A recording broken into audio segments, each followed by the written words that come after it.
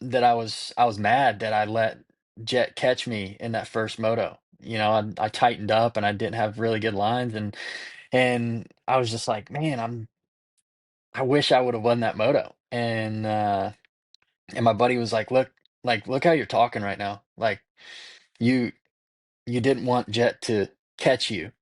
And I was like, that is a pretty good feeling. Like I can pass him, and like even though he stalled it this weekend, I had what 6 seconds or 5 seconds on him at one point in time, and man, that feels good to hold that for a little bit. JB and AC. The energy was awesome. Those two are just like really finding their groove. 4 straight overall wins. $100,000. Adam Cianciarulo.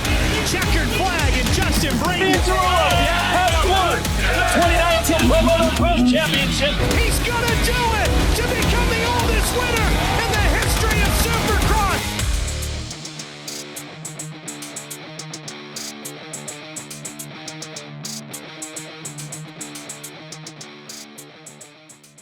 What's up, everybody? Thank you for watching and or listening to the AC and JB show. Welcome back. Got a big one today. They raced High Point and or Mount Morris. Adam Cianciarulo, what is it? Is it High Point? Is it Mount Morris? Where were we last weekend? I feel like we've been leaning towards it's the Country Club. The Country Club That's right. of Motocross. That's what we've been saying. I don't know if it's always been known as that, but I've heard that term used more when talking about High Point.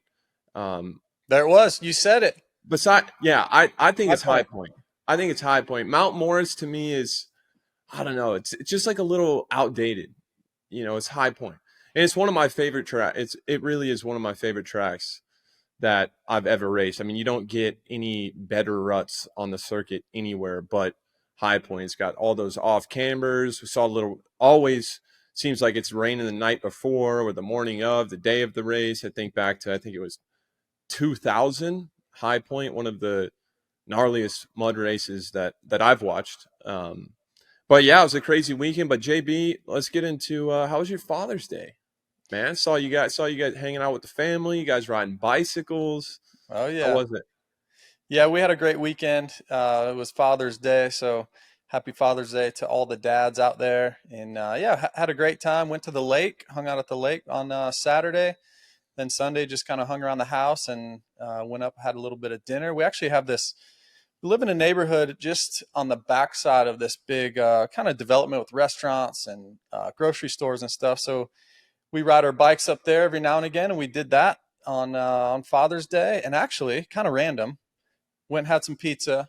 Then I promised the kids we'd go to Whole Foods and get some ice cream. And walking down the ice cream aisle and ran into Jorge Prado. No way. At the Whole Foods in Charlotte. So he's staying on the east side for the next several weeks down at Club of Mex. It'll be interesting. I'll get down there and hang with him and check on how he's doing, because it's not been good, AC. I don't know if you know that or not, but it's not been good.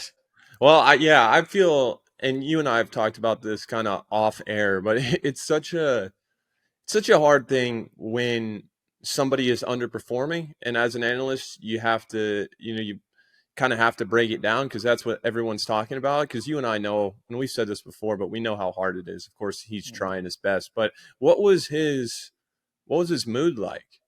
Like, was he dejected? Was he fine? Because every time I've been around him, regardless of how he's doing on track, he's always seemed to be pretty optimistic for the most part. Yeah, he's a great kid. I had all 3 of my kids with me. Obviously, my wife Paige was there, and he was great to them, introduced himself. He's so polite. He's so nice, easy to cheer for.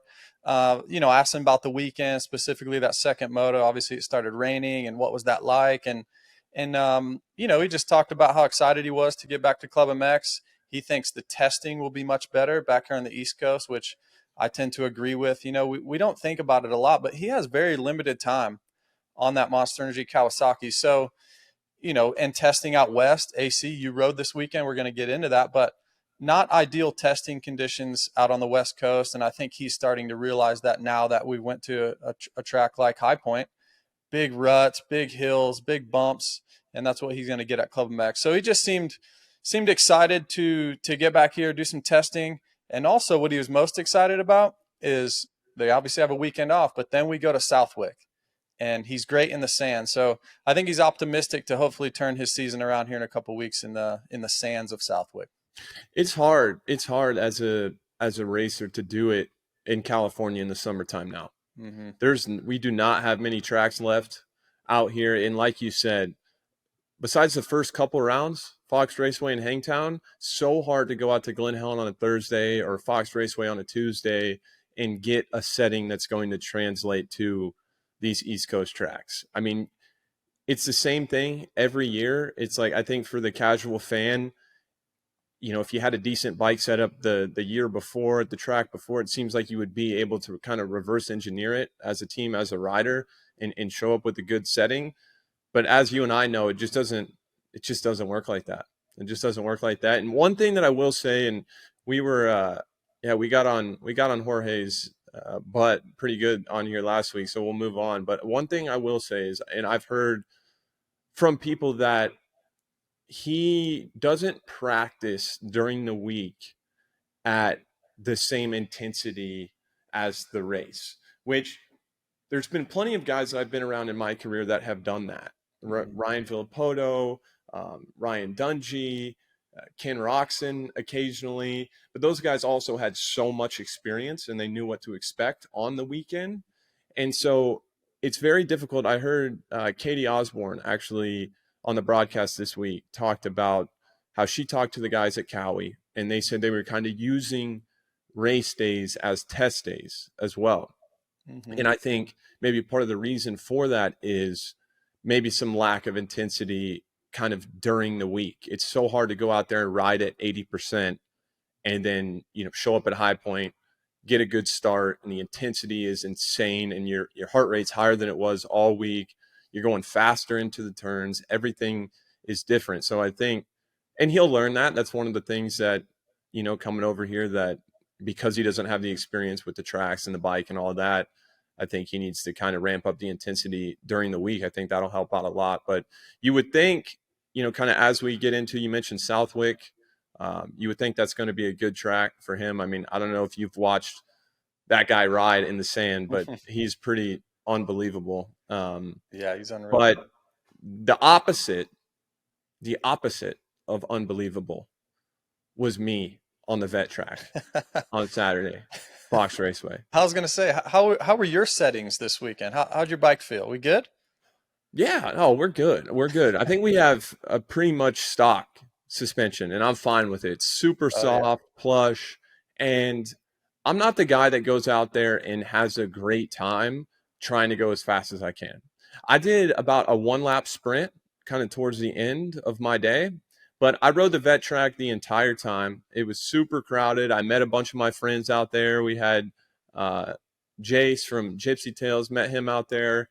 My buddy Derek, Phoenix Christian, is a super fun time. And you know what actually surprised me?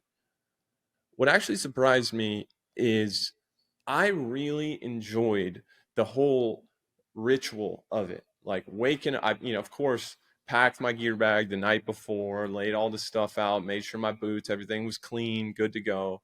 And then just waking up early, grabbing a coffee, loading the truck, you know, stopped at 7-Eleven, filled my gas can up with 93 unleaded, premium unleaded fuel. Yep, 5 gallons. Went to the track, just unloaded, you know, tightening my spokes, putting chain lube on the bike, filling my bike up with gas. And what's crazy, and I don't say this necessarily with pride, but, and I posted this on my Instagram, I haven't filled my own motorcycle up with fuel. I don't even remember a time where I did that. I'm sure I did it as a kid. There was times where, I went to the track like with my mom or something, but in general, been a spoiled factory guy for a long time. So just filling my own bike up with gas, doing it, loading it up, came back, washed everything, laid it all out. And it was just a good day, dude. I liked everything that came with it. Is of course the riding too, but yeah, this man, makes me so happy, dude. This makes me so happy. I felt self-sufficient. I felt so self-sufficient. I'm like, man, I can do this. Like, I need to ride more. I really do need to ride more. The body held up fine. I mean, like I said, vet track, I was hitting downsides, just coasting third gear everywhere. But man, it was a good time. I love I it enjoyed because myself. there's a transition period of being done racing full time, and that's all you've done your whole life. You've been one of the best to ever do it, to ever throw a leg over a motorcycle. And then you're done. You don't really necessarily have to do it, or you're not paid to do it anymore. Or you don't have a certain thing coming up, like a race at Anaheim one's coming up. Okay, I have to do X, Y, and Z to get there for the gate to drop. Got to get my body right. Got to get my bike right. And then you retire and you go through this transition period. You're like, man, I live on a golf course. I'm a member. I'm playing. I don't really have to ride. And then you realize, man, it's actually kind of difficult to ride. I have to get a ramp. I have to get a gas can. I have to go fill up with gas. I have to do all these things. And then you get to this point where you're at now, and I live this. You enjoy all the things that go with it that actually, like washing a motorcycle, it's so much fun when you don't have to do it. Like now that you don't have to do it, and you do it just out of, hey, I went riding today. The bike's a little dirty. I'm going to clean it. So I love that you're at this point because it's so fun. You get to pick what gear, what color am I going to wear today? Where am I going to go ride? You're calling your buddies. It's like it almost goes full circle to when you're a kid, but now you don't really have this priority or this goal at the end of the tunnel of like, I have to do this to go win Loretta Lynn's or win Anaheim or whatever it may be. So I love that you're at that place. It makes me so happy because I lived that, right? And I'm on the other side of it now where I love going riding. It's so much fun because you don't have necessarily a purpose to be there, just to have a good time. And it's so much fun, man. There's nothing like riding a motorcycle. And I'm just glad after my career, I'm just glad that I can still go out there and have fun. Yeah. You know, there's like everyone's, but there's so many ups and downs, and just the way that kind of the reason why I had to retire with the whole nerve thing and all that. I'm so glad that I never lost. I mean, surely there was times where I'm like, I hate this, right? But in general, I'm just glad that I never kind of got bitter or lost the love for it. The fact that I can still go out there and ride and just hang out with your buddies. I mean, it's my sport, and it's always going to be my sport, you know, and the way that I interact with it now will be different than it was. But like you said, it's kind of cool to see it from a different perspective. Like, and I thought initially when I stopped riding, I thought that if I did go out there and ride for fun, I wouldn't have that much fun because I would be like judging myself on my speed or anything. And that couldn't be further from what I feel when I'm out there. I'm like, I, I was actually, I kind of feel, I almost feel like that one lap sprint that I did, dude, was fast because I'm not putting there. Obviously there's no pressure on Yeah. myself at all. So, um, yeah, it was fun. And then you said something about gear. We'll keep it on the lowdown for now, but I'm up to something. Oh, We're working on a new gear deal. oh, Yeah, I so like that. stay tuned for that. I like that. And you know what? Just you posting that on your Instagram story about the number 9, the Cowie, like it's good to see it, man. I love to see it. Looking good. Yeah, it was Looking good. I think that I need to, because it's one thing like when you're getting older, you're, you know, kind of doing the whole adult thing. Like a lot of my friends, we don't get to see each other as much anymore that we did, you know, maybe 5 years ago. It's like now they've finished school, everybody's got jobs, everybody's working during the week. So I think it's something like I would like to ride at least like once or twice a month. Meet up with your buddies, hang out, because you know, as an adult, you kind of have to do some time managing to actually be able to spend some time Yeah. like with your friends. And so the track is a perfect place for that. But so I rode Saturday and then I played golf Sunday. What a Played weekend. yeah, it was perfect. It was perfect. And then I did see, speaking of the Country Club Motocross High Point, I saw they had a closest to the pen contest. I saw Jett and Hunter, and dude, I'm so pissed. I'm so pissed off that Jett's swing is that good. Like, bro looks like Adam Scott in his backswing, dude. I That's a mean, just great comparison. shallow. That's a Like great comparison. he's probably swung the golf club like 20 times, and it's just perfect like that. But yeah, that was cool to see. Yeah. Yeah. That was really cool. Man, what a weekend though. Got some riding in, got some golf in. That's living the dream right there. How's Jace looking? How we look? How's Gypsy looking out there? Has he got a Nah, little he was speed? looking good.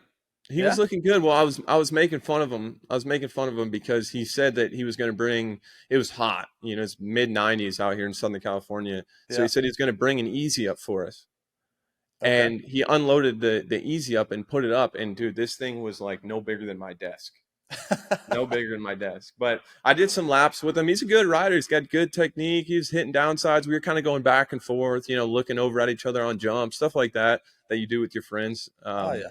When you go ride. So yeah, Jace is a good dude. And I did you kind of see the back and forth between him and Mathis on social media about the kind of the press conference thing with Hopper asking at Thunder Valley, Hopper asking AP about, you know, Eli being his teammate and all that. And it's kind of weird for me because I'm friends with both of them. Mm-hmm. You know, like I'm friends with Jace and friends with Steve. Like they're both great guys, but they're kind of, I don't know. It seems like they've been kind of at odds on social media now. So, but dude, I kind of like a little drama in the Love it. sport like that. I like it.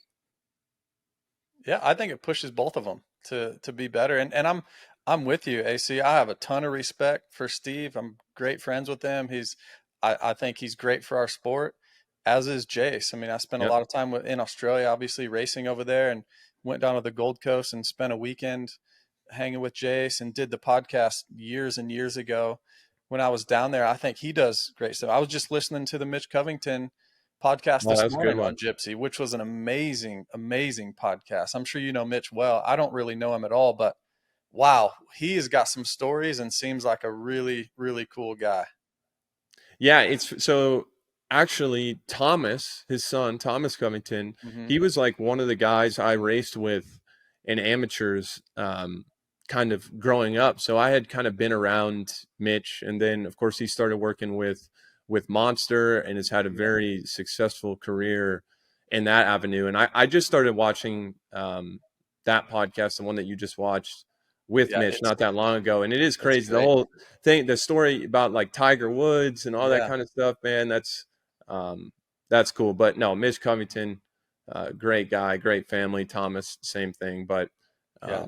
But yeah, I'm with you back and forth between Steve and Jace. I didn't see, so I just obviously Hopper asked the question, and a lot of people had different opinions about it. Steve had his opinion, Jace had his opinion. Tomac may be going to KTM. Is that going to be? Is it going to be? You guys get along? Are you happy to potentially have him as a teammate? Hypothetically speaking, of course. I didn't see the back and forth though. Did Steve go back at Jace? Was that kind of what happened, or? no, I think that Steve, there was a few. I was trying to. It's kind of between X and Instagram, is kind of trying to go back and forth. Yeah. And Jace was telling me about it just a little bit. I Mhm. don't think it's like a deeply personal thing, and that's kind Yeah, of I why I don't think feel so comfortable either. talking about it. Right? It's like Yeah. you can have disagreements like that and still be totally Totally, fine. Yeah, both of them are great. To your point, 100%. both are great for the Yeah. sport and great guys, and they're both our friends. So we're in the middle, 100%. AC. I'm into it. And I like the crazy press conference questions, man. I would always give, you know, Weege, Mathis, all those guys before press conferences that I was in. I'd always be joking with them, like, dude, give me something.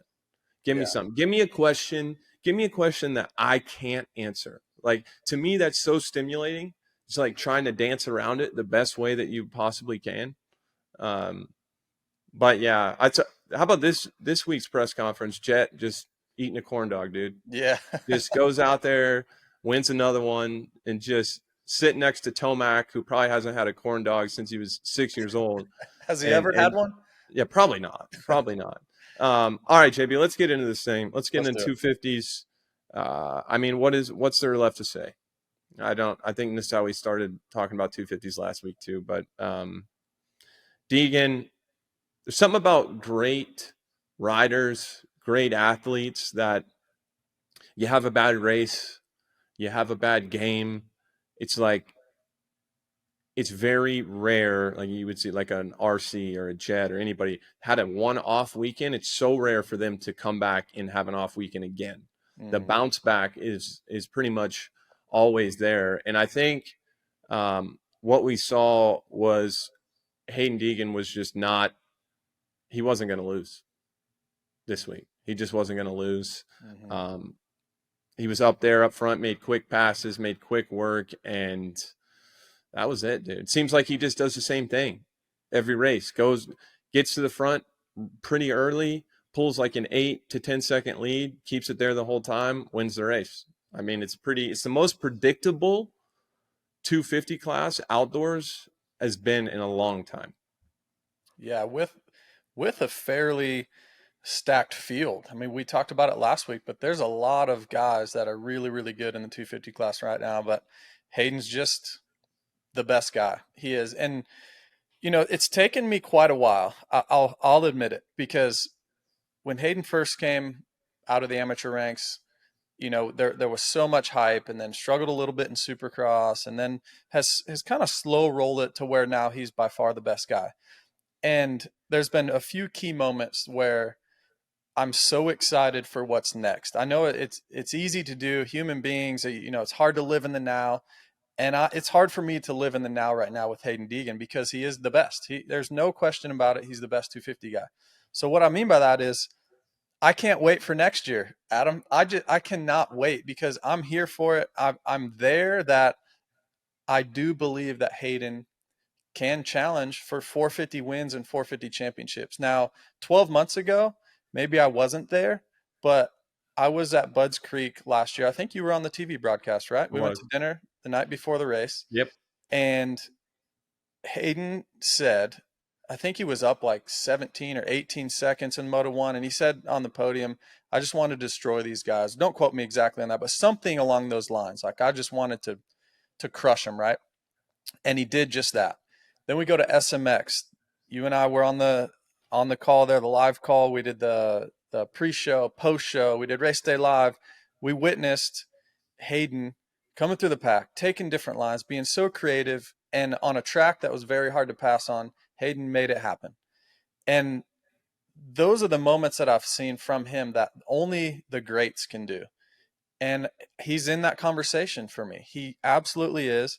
And now this weekend just put a complete stamp on it, or even just the past several months of just how successful he was in Supercross. And it's predictable now. It is at the point, like you said, AC, where it's so predictable that Haiden is the best guy. Good start, bad start, crash in the first turn. Does not matter. Haiden will get to the front.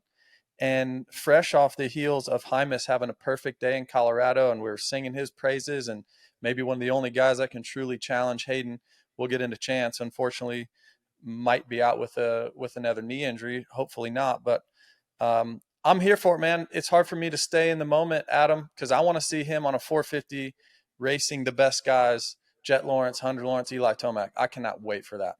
And one of the things that the greats do is they're always looking ahead. Like, I'm sure, I am almost positive that when Haiden is out there leading these 250 races, in his head, he's probably maybe not in that exact moment, but he's thinking ahead to, what do I have to do to beat Jett? What do I have to do to beat Hunter, Tomac, Sexton, those guys? And that way, because I agree with you, especially outdoors now, he has reached that point where you watch him ride, you see how dominant he is, and you're like, okay, it's time to go to the next level. Yeah. Like, he's far and away the best guy, and everybody on that gate knows it. Everybody that he's racing knows that Haiden is the guy, and that doesn't happen. There's plenty of guys that win those titles, but that doesn't happen that often, where 38 of the guys are already beat before the gate even drops. And I like the plan. So far, what we know about the plan is that he'll defend his championship in Supercross in the 250s next year. I would like to see just a little bit more, another half step or so in Supercross, like something like we saw in the Arlington Triple Crown, where it was like no matter where he started, no matter what he did, you knew he was winning the race. I think that's what we'll see pretty much every time for him next year in Supercross. So I'd like to see him make that step, but you're absolutely right. Like he's just reached the point where doesn't matter what's going on, doesn't matter if he hates the bike, hates the track, sick, hurt, doesn't matter. He's going to go out there and he's probably going to win. So I would imagine he looks at even like Jett's lap times. Yeah. Like I think that's probably what he's striving for. And you've heard him mention it. I mean, even as far as a year and a half ago, he's already talking about, wanting to beat Jett and all this. And I think now that he is so clearly far and away the best guy in the 250 class, in order for him to continue to improve, it's very hard to keep striving forward if you're already far and away the best guy. It's super easy to kind of fall into this like kind of complacency, like I'm good enough as it is. And I think the fact that he's kind of looking forward, and he said as much, I think that's going to pay dividends once he does get into the 450 class. But I did have, and I know you did too, I did have high hopes for Chance this weekend. He had a great high point last year. I believe we had talked about it even during Supercross. He was like, I just can't wait for outdoors. I just want to, he was kind of using Supercross to get ready for outdoors. That was kind of our impression. And I had high hopes for him, but gosh, man, I saw a post on Pro Motocross's social account of him kind of, looking pretty bummed out. And to me, that's a guy that knows that he just tore his ACL. Like we were just talking off air. It's like one lap to go. He's in second place. He's going to get second overall. It's an okay day. First moto, fifth place, but had a decent day. Wasn't on Hayden's level. And then, man, how quickly things can change. Justin, I know you've been there. I've been there. It takes everything you have to come back from an ACL, an Achilles, a shoulder injury, things like that. It's so difficult to do, especially, I've talked about it a lot, especially as a young rider, when you're supposed to be developing, making big steps every year. When you get hurt, you get off the bike, all the young guys that are healthy are continuing to get better while you're going to rehab every day and just trying to fit in any little cardio that you can do, any little strength that you can do. And so the fact that he just went through that, coming into Supercross, he talked about how hard his off season was, and just the mental grind of rehabbing an injury, and then coming off the high of Thunder Valley, 1-1, go to High Point, and now it looks like he's hurt. JB, I feel for him. Yeah, it's really, really tough. And, it's no different than money or investment. So with compounding interest, you think about a guy like Ryan Dungey, who I raced for many, many years. Think about that compounding interest of him never getting injured.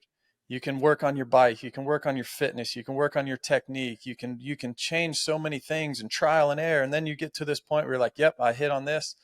I know what works for me now. And then you can just race. And then you get in this cycle of racing and travel and racing and travel and boot camp. And like, you just get this, like I said, this compounding interest going, and it's, you get the ball rolling and it rolls in the right direction. And that's what Haiden has right now. And opposite of that is Chance Hymas. We've seen glimpses of brilliance, glimpses of a guy that could be a multi-time champion in the 250 and potentially maybe the 450 class one day. That's how much of a talent this kid is.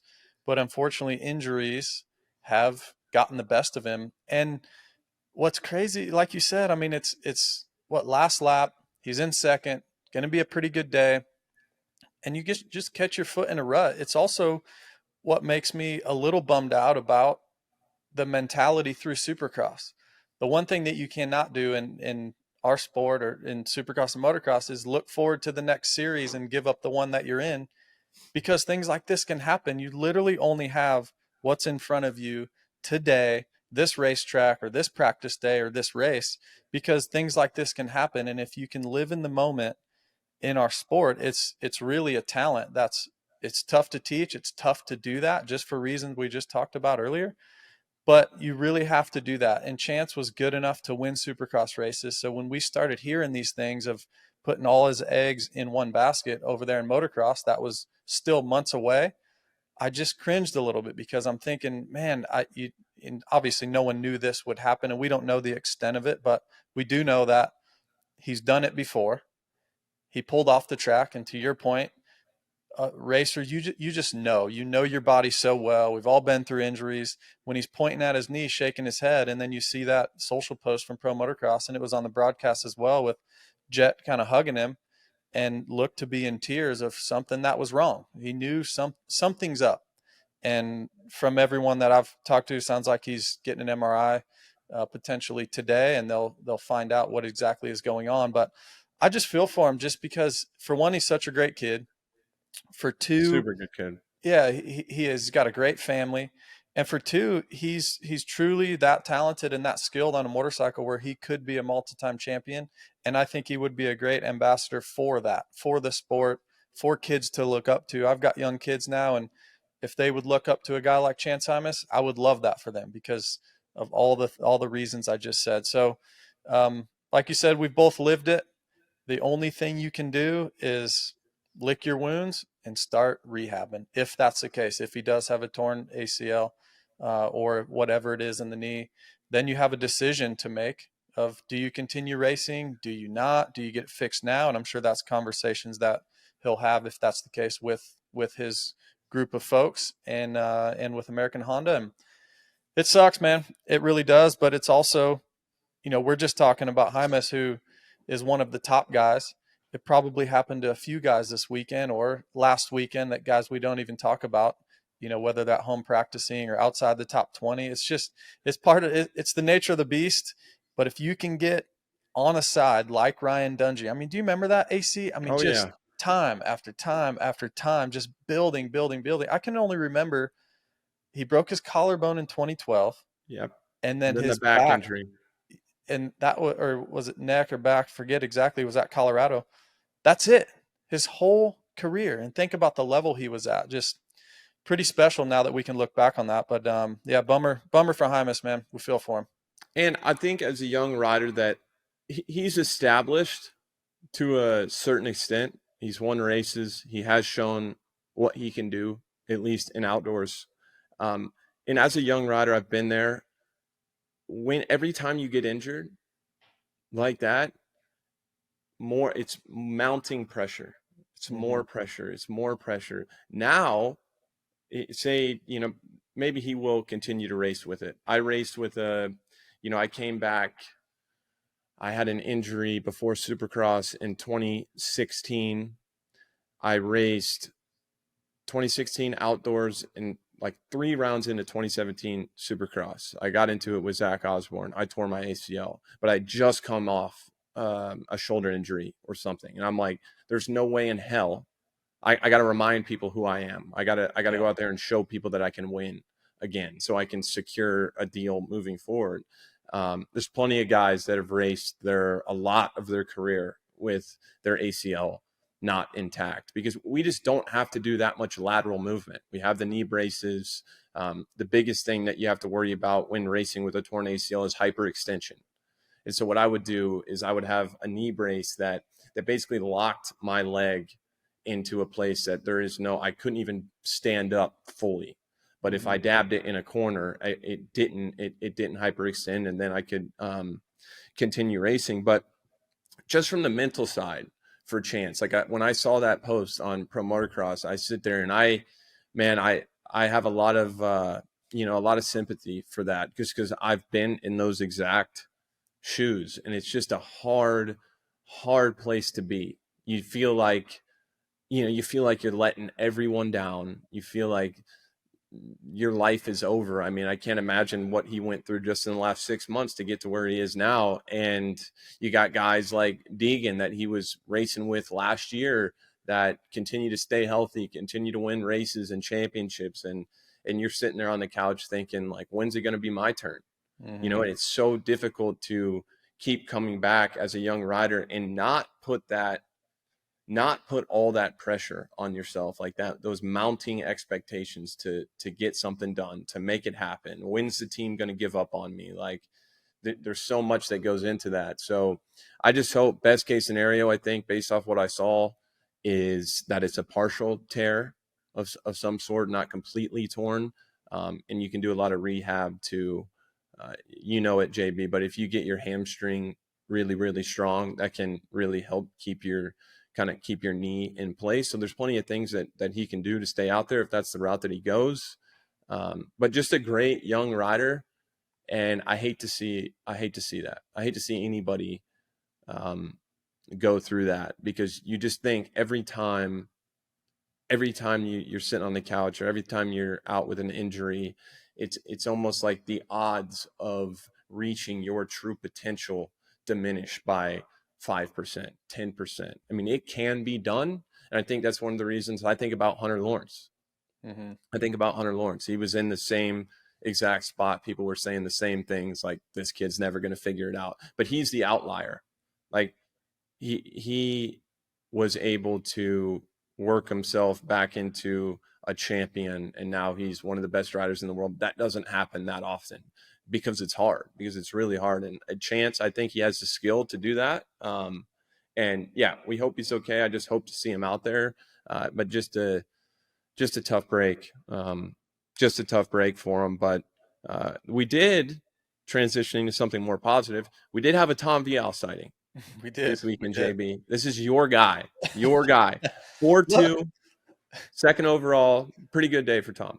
Look, he may not be the fastest guy, may not be super flashy, but like I was saying in Supercross, he's just there. He's always there. You can always count on him. Maybe, we were coming in, who can challenge Haiden for this title? Obviously, Tom was in that conversation, and the first couple of rounds didn't really look like he was at that level, but he continues to show up. He goes 4-2 this weekend, gets second overall. Look, he's not really in this championship of any sort. Nobody really is with Haiden. Nope. But there's Tom Vialle, second overall, going to the 450 next year. He's got to move up, so could potentially be his last year in the 250 class for motocross. Now, he could race 450 Supercross and drop back down to 250 motocross. I doubt that happens, but that could be an option for him. But yeah, he looked pretty good. Not great, but pretty solid this weekend. And he was gonna go. What would he have went 4-3, I believe? And Kitchen, yeah, it was wild. The last part of that moto, when Hymas goes back to third, he goes from second overall to fourth overall, but then someone passed Kitchen.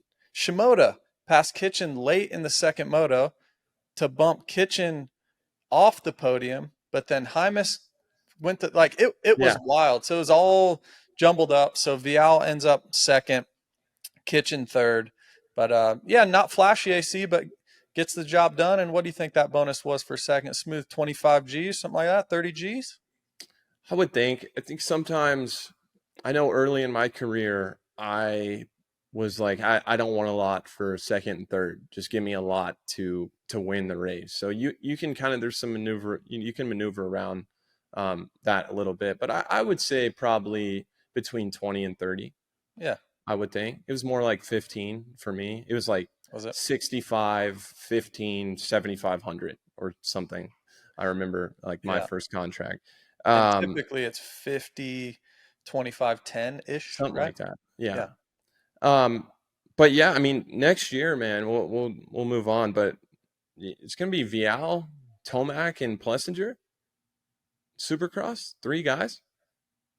I would assume so. I don't, purely speculating here, but yeah, what a team. I mean, yeah, we don't normally see three factory guys in the 450 class. Doesn't happen often. You know what? We've been talking a lot about this, how great it is to be a fan and how amazing it is. Let's fast forward 12 months, AC. Oh, man. Haiden Deegan, Jett Lawrence, Chase Sexton, Eli Tomac, Ken Roxon comes out for a few races potentially. Justin Cooper's the best version of Justin Cooper that we've ever seen. I mean, he's in the mix now. AP's the best we've seen. Hunter's going to get – I mean, can you believe this? Prado's going to be better next year. Like, I can this say is that so cool. I can say that next year, Race Day Live is probably going to win like an Emmy or something, and it's going to have absolutely nothing to do with you and I or our That's right. production team. It's just there's so much good stuff happening Yes, on track. There's so many storylines. It's like a reality TV show this dude. year has been, and I feel like it's I don't know. Maybe the riders are just more open, more transparent. Now, there's just so many players. There's so many guys. I'm like looking at you talk about guys like J Coop, AP, and as good as Jett is and how dominant he's been, it's like still most of the race, those guys are right there. Mm-hmm. Like there's so many, even, when Haiden goes to the 450 class, like it's not like he's just going to be racing Jett. Yeah, Like exactly. he's going to have to beat Plessinger. He's going to have to beat Justin Cooper, Malcolm Stewart, Joey Savatgy, Mm-hmm. Jason Anderson. I mean, these guys, Cooper Webb, these guys are, it's just at an all-time high right now. I picked an absolutely great time to retire. Picked a great time. But what's it going to take? What's it going to take to beat Haiden? Who can do it? Like, who can actually go out there and beat him talent-wise based off what you've seen on a motorcycle? I'm looking at this sheet right now, and I would say Levi Kitchen. We saw Chance Hymas do it, and the only other person that I would think that could beat him is Joe Shimoda. Yeah, that's what I was going to say. Those are the three guys. But to me, those three guys right now, and Hymas, we'll just leave out of it because of the injury right now. But like they just don't. I don't think they can win. I just don't. I don't see the urgency. Like I don't see the urgency when they get a bad start. And I know they're trying their best, right? But we've talked about it plenty of times before. When you're sitting on the gate, if you know you're getting to the first turn first, even if you get a bad jump or you double click, you almost always find a way to just will yourself to the front. And that's what I see with Haiden is just, of course, it's skill and aggression and riding technique and all that. But more than anything, it's mental. I think he's maybe the only one on the gate that truly believes that he can win. And I think if somehow Joe Shimoda and Levi Kitchen can convince themselves that they can also win, I think they could get a couple overalls. Yeah, I don't know if I'm there on overalls. Well, potentially the only reason I think they could possibly do that is Hayden's going to start points racing a little bit. You know, he doesn't have to do You think? 1-1s. I mean, I'm talking late in the year. We're at last one at Budds Creek, or if we're at, you know, He's going to win. Indiana, and Hayden goes down and Shimoda's out front, or so. I just think not points racing. That's probably the wrong word for it. But Hayden doesn't absolutely have to go 1-1 every weekend. Now I do think he had to this past weekend. I love what James Stewart was saying on the broadcast, just to get that confidence back in his court, to get that, whether it's ego, whatever you want to call it, for Hymas to have a perfect day. Hayden, you knew he was going to bounce back. He had to get the momentum back on his side, not even for points reason, just for the trash talk, just for your ego. Yeah, you had to get it back. So I don't think anyone is in his league, especially now that Hymas is out, as far as speed wise. That's my biggest thing. Is I'm on record saying that I think Hymas for one lap was the fastest 250 rider. Now, I didn't say he was the best rider. I said Haiden. I believe Haiden is the best guy, and obviously that's playing out exactly that way. It's not. I don't have to be a rocket scientist to say that Hayden's the best guy. Obviously, most people believe that, but I do think Hymas speed wise could match, and he proved that 1 week ago in Thunder Valley. But I don't think these other guys have the speed, Adam. I just don't. I think Levi Kitchen is great. I think he's going to be an amazing 450 rider. I think he'll eventually be a 250 Supercross and potentially motocross champion. But as we sit here today, I don't think he's fast enough to challenge Haiden. Tom Vialle's not fast enough to challenge Haiden. Joe Shimoda, that's the one that I really believe. And he went 6'5" this weekend, but he was maybe my second most impressed with Haiden first because obviously 1-1 dominated the day. But Joe was impressive, man, and getting second and those first 4 motos was really impressive. He hadn't got the starts to hang with Haiden, but I do believe that Joe is maybe the second best guy if Hymas is truly hurt. To beat Haiden, he crashed down the hill in Moto 1, came back, passed some guys late. Second moto, he had a big crash. The next thing you know, the TV camera goes to Shimoda again, and he's charging all the way. And I thought of you, AC, because you called it many weeks ago. Hey, who's maybe the next fittest guy besides Haiden, or who can challenge Haiden late in these races? And you said Joe Shimoda, and I was like, really? I don't really think of Shimoda as like this gnarly training guy, but here he is. He's in great shape. He's got some speed. Now, the only thing that's really hindering him is the starts. But I honestly, that 6'5" on paper for Shimoda, I was so impressed with his riding and his tenacity late in these races, and he was not getting tired. You should listen to me more. I need to start. Yeah, I need to start. You should listen to me more, man. You got that one right, dude. Props to you. Yeah, Shimoda, he's always making passes with like 2 laps to go. And as a rider, like right there at the end of the race too, and you got somebody just on you especially it's 7th, 6th, 5th place. The rider in front, you're feeling that pressure with 2 to go, and you're like, "Come on, man! We're basically on the plane home already. Like, can you just chill out?" Yeah. But I do want to give a couple shout outs here, but we haven't talked about Garrett Marchbanks much this year. He's been quiet. He's not on the podium, but he's had a lot of really good races. He went 7-4 this weekend, and that guy is like 195 pounds. Mm-hmm. That is really, really difficult to do, to challenge, to be in the top 5 when you're that big on a 250. So I just want to give a shout out to Garrett Marchbanks, second term here with Pro Circuit, and I just love the fight. No matter what's going on, he's always doing the best. It always seems like he's just very, like he's just going to do his best no matter what. And that might sound cliche, and it kind of is, but there's a lot of guys out there that when stuff's not going their way, and humans in general off the track can relate to this, but there's a lot of guys out there when it's not going their way, they don't quite give you everything that they have. And that's what I've seen with Garrett so far through these first 4 rounds. It's just that his effort has been solid.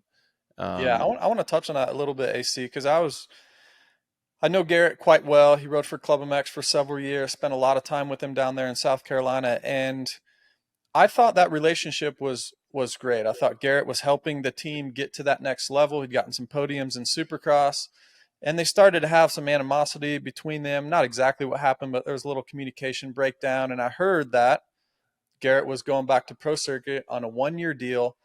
And I honestly thought, I was like, man, that's not a good move. That is not a good move on Garrett's point of view, because here's my thinking. Then I'll circle back to why potentially it is a good move and why I'm so impressed with him. One is you're going back to a team that the departure wasn't great several years before that. And there's a team that believed in you in Club MX, and they've kind of gotten you to this new level. And you could be on this team for 8 more years, 10 more years, whatever you wanted to be, and be kind of the face of this team as Club MX Yamaha. And then I also thought, no chance that Mitch or Pro Circuit Kawasaki is going to let you ride a 450 in motocross. And in my opinion, I thought Garrett on a 250 in motocross was just, it's not going to be good. It's not going to be good. And I'm eating my words a little bit now, because it has been a fairly good move, and we yet to see if they're going to re-sign him, but I would think they would, because now he has the results to prove it. And maybe it turns out to be a pretty good move, but I want to get your opinion on that, because we know how guys like Garrett, not quite a championship level guy, a couple podiums throughout the Supercross season, guys like Mitch want to see a little bit more, especially when he's on the team for several years, or he's hiring him back. Like, okay, man, now it's time to win. Where Club MX, you can kind of build with that team, and you're stoked with the podium, and maybe you get a win, and you can be with them for several years. So, what's your opinion on that? And now we're looking back at a Marchbanks that we can all say now it was a pretty good move. But I mean, what do you think about me thinking that, last year when I heard, did you think it was a good move at the time, or did you question it a little bit as well? I think I questioned it a little. I think I gave Garrett the benefit of the doubt that there was something about the team or the bike or something that just wasn't gelling with him. But it's difficult to defend because there is no clear path to a 450 for Garrett. I think for him to, graduate from pro circuit and go to factory Cowie on the 450 side, he's not at that level. Like, factory Cowie's not going to sign him based off his results have been so far, even though he's been, to me, outperforming what my expectations for him in outdoors. But he's just not a guy that is going to be hired right now based off his potential to win races. He's a guy that's going to show up, have a good attitude, give you everything he has, get a little TV time, maybe have a podium here or there. If things are crazy, maybe he'll, win a race. I could see him winning a Supercross race in the 250 class next year, right? Mm-hmm. He's got a lot of skill. But yeah, I'm just not quite sure what the move is going forward for him. And that leads me to another point, JB. It's so important in this sport. We've seen it time and time again.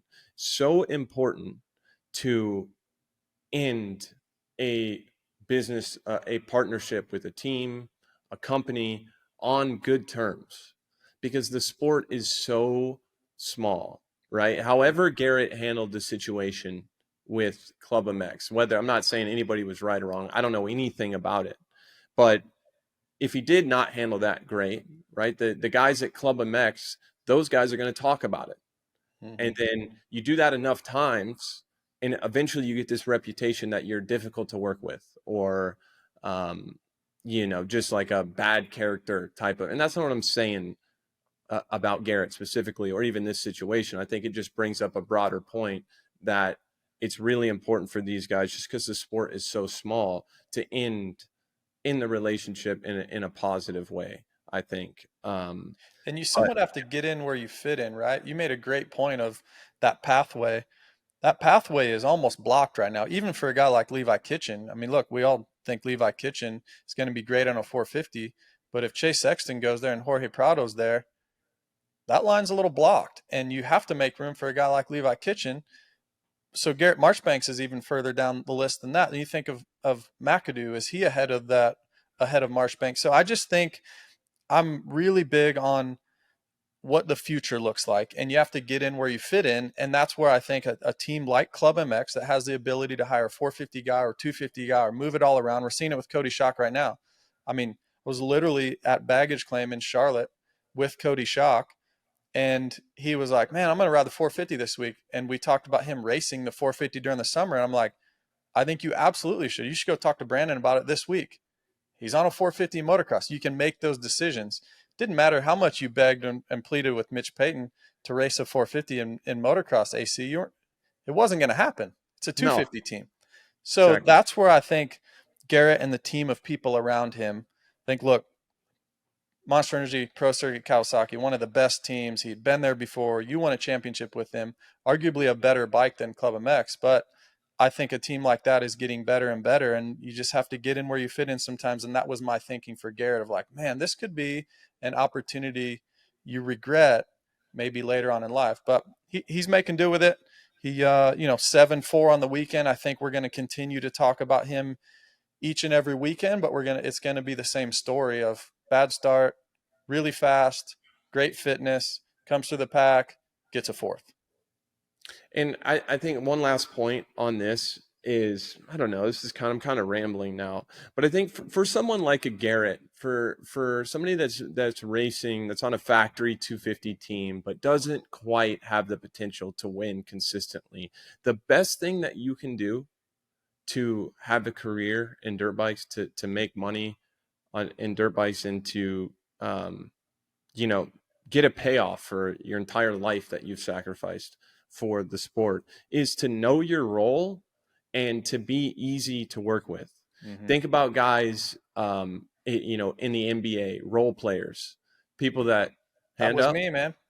That was me my whole career. You had to Got to get in know where you fit in, right? your role, have the intangibles, be easy to work with, be a great communicator, have an open mind, don't cause problems. Like, that's how you extend your career if you're somebody like a Garrett Marchbanks. And so I think wherever he goes next, if he stays with PC, and this is something to note too, when he first came to pro circuit, that was my last year in the 250 class, and he was super close-minded, didn't want to listen to anybody. And had he had a better attitude, he was young, right? And he even admits this now, and he's changed a lot.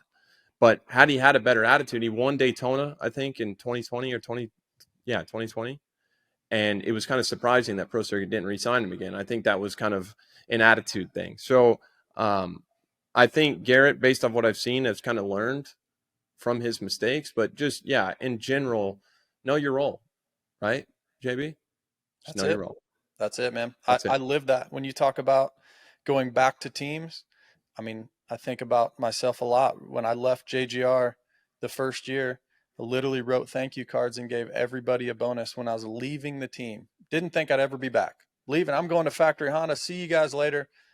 You write a thank you card. You give everybody a bonus because you just never know. And I signed with them the very next year, and I was back. Same thing with Factory Honda. Did the same thing. I signed with them years later. Was there in 2012, kept the relationship. I was back there in 2020 and still have a great relationship with them. So to the younger generation, do exactly what you said, AC, is be easy to work with, stay humble, no matter what, no matter if you're winning seconds, fifth, 10th, be easy to work with because the sport's really small and there's not very many Haiden Deegans or Jett Lawrences that can, and we're not saying they're not thankful, but they can pretty much do what they want right at the very top. Well, So not very many guys like that. So yeah, I like what you said there. Well said. Last thing for me in that 250 class is, well, there's a couple more things, but the big one to me was shout out Jalek Swole. That was solid, man. First race back from an Achilles tear, running up front, had success at Mount Morris or High Point in years past, got that win just a few years ago. You But can say what a Mount Morris day. if you want to, dude. You can say Mount Morris. It's fine. I'm a little old school. Stu was saying it on the broadcast, and me and Stu are close in age, so I'm going Mount Morris. Okay, I'm into it. Well, how about Swole, man? That was impressive. I thought it was really impressive. And Jalek's he's kind of starting to turn into a veteran guy. He's been around a while. He's had some success, some flashes of brilliance. And what's up with everybody tearing their Achilles lately? Dude, I don't get it. I just ran into Really somebody. I was talking to a guy at the track. I was talking to a guy at the track on Saturday that had just come off a torn Achilles as well. And I'm like, I've just never really heard of that before. I asked him how he did it, and he just said he overshot a jump and it just popped. And I'm like, crazy. I've never heard of this happening before. Do you remember, like, 10 years ago, 20 years ago, anybody tearing their Achilles? No, never. And honestly, the only time I would ever hear about it is like an NBA player. Yep. And that And would be it. so I think the new technique we need to teach is riding on the arches of your boot, dude. Just ride on your arches heels? of your feet. Yeah. Just start riding on the heels again. I mean, you can't worry about, you can't control the bike at all if you have a torn Achilles and you're on the couch. So maybe that's why there used to be so many knee injuries, because we'd be dangling our foot off the peg and it'd grab our foot, and now we're riding on the balls of our feet, and I guess there's still obviously some knee injuries, but yeah. I've got some knee problems, as you know. I've done both of my knees, JB, and I don't think I took my feet off the pegs one time on the vet track. I'm just not trying to go there, dude. Whatever cartilage I have left, I'm trying to save it. But no, you're absolutely right. Jalek Swole, is this right? 14.8? 14.8. Second moto, better than the first moto, too. Solid. Coming back from an injury like that, I could talk about it until I'm blue in the face. But what these guys have to do to come back from injury is it's just the hardest part. I mean, I think back throughout my life, those are the hardest moments, like in my life, is coming back from injuries like that, because it really just feels like you're getting left behind, and you're just not a part of it's not like a lot of these teams have a team doctor, or you kind of, the team is like, okay, go figure it out and let us know when you can ride again, basically. So it can be a really lonely time as well. So I'm stoked to see Jalek back there. I think that Jalek is a guy that was really on the rise coming after last year, coming into this year. And I think if he can just start getting the ball rolling a little bit, creep closer to the top 5, and kind of start building, maybe have a good run in the playoffs, I think he could be a guy going into Supercross next year that can be on the podium a lot, that can win races. So shout out Jalek. One last thing on the 250 class. We're running really long here. We've been doing that lately, which I'm fine with. I don't have anything to do. Drew Adams. So the first time I think I saw Drew Adams ride was, I think it was in Octane Media. I think that's the name of the guy's company. He made him like a little mixtape, basically. Him riding. He's 14 years old, doing whips, knack whips, and like all this crazy stuff. I'm pretty sure it's still on his Instagram. But I was like, wow, this kid, I couldn't even imagine. I never did knack not one day in my life. But just in natural ability, the natural ability was very evident from a young age with Drew Adams. Really young guy. I think he's still 16, maybe just turned 17. But so far this year, he's had a couple good motos. But I'm not going to lie, JB, for how talented he is. We saw him in SMX Next in 2024 doing, beating Cole Davies, and we know how Cole is. I've expected just a little bit more from Drew Adams. Yeah, I'm 50-50 here. It's hard to, I guess I just try to put myself in guys like Drew Adams in their shoes of just being a rookie. And I know he's won a lot as an amateur. He's got a lot of expectations. He's he's on one of the best teams in the sport. I just think there's nothing like lining up on Saturday with the best guys in the world and trying to be at that level and trying to figure out the day and the pressure and things that come with it. I was one, it took me 3 or 4 years to even start to believe in myself that I was one of these guys. And I'm not saying that's what Drew is doing, but it's very, very difficult to get up there and to try to battle Levi Kitchen, his teammate, or even Garrett Marchbanks, these guys that you've watched for a long time. And, you can have speed on a Tuesday at the dog pound there with the Lawrences and Hymas and Seth Hamaker and these guys, but to show up, to get a great start, to execute all these different parts of the day, to eat enough food in the morning, to then get a smoothie or whatever in between motos. And like, it's just really, really difficult. And the one thing that I feel like is not on Drew's side is his size. We just talked about Marchbanks, what we're going to be talking about all season long, bad start, move through the pack. Big. And that's a veteran guy with a lot of speed that has won a Supercross race before. That's not a rookie. So now we're talking about a rookie, probably not going to get great starts, going to have to come through the pack and pass guys like, I was just looking, Jordan Smith went 12-16. That's crazy. That's Jordan Smith. Ty Masterpool won the race a year ago. Max Volan, an unbelievable rider. Mikkel Harrop, Jalek Swoll, Nate like these guys, he's going to have to go through these guys. So it's going to be a tough task. It's going to be very, very tough. So, he's showing a little bit of speed, but to prove that he can do every facet, which is get a good start, have the speed, have the fitness, go the distance, learn how to set your motorcycle up for second motos, all these things that and we're great at, it's really, really difficult as a 16 or 17-year-old. Oh, I've been there. Yeah.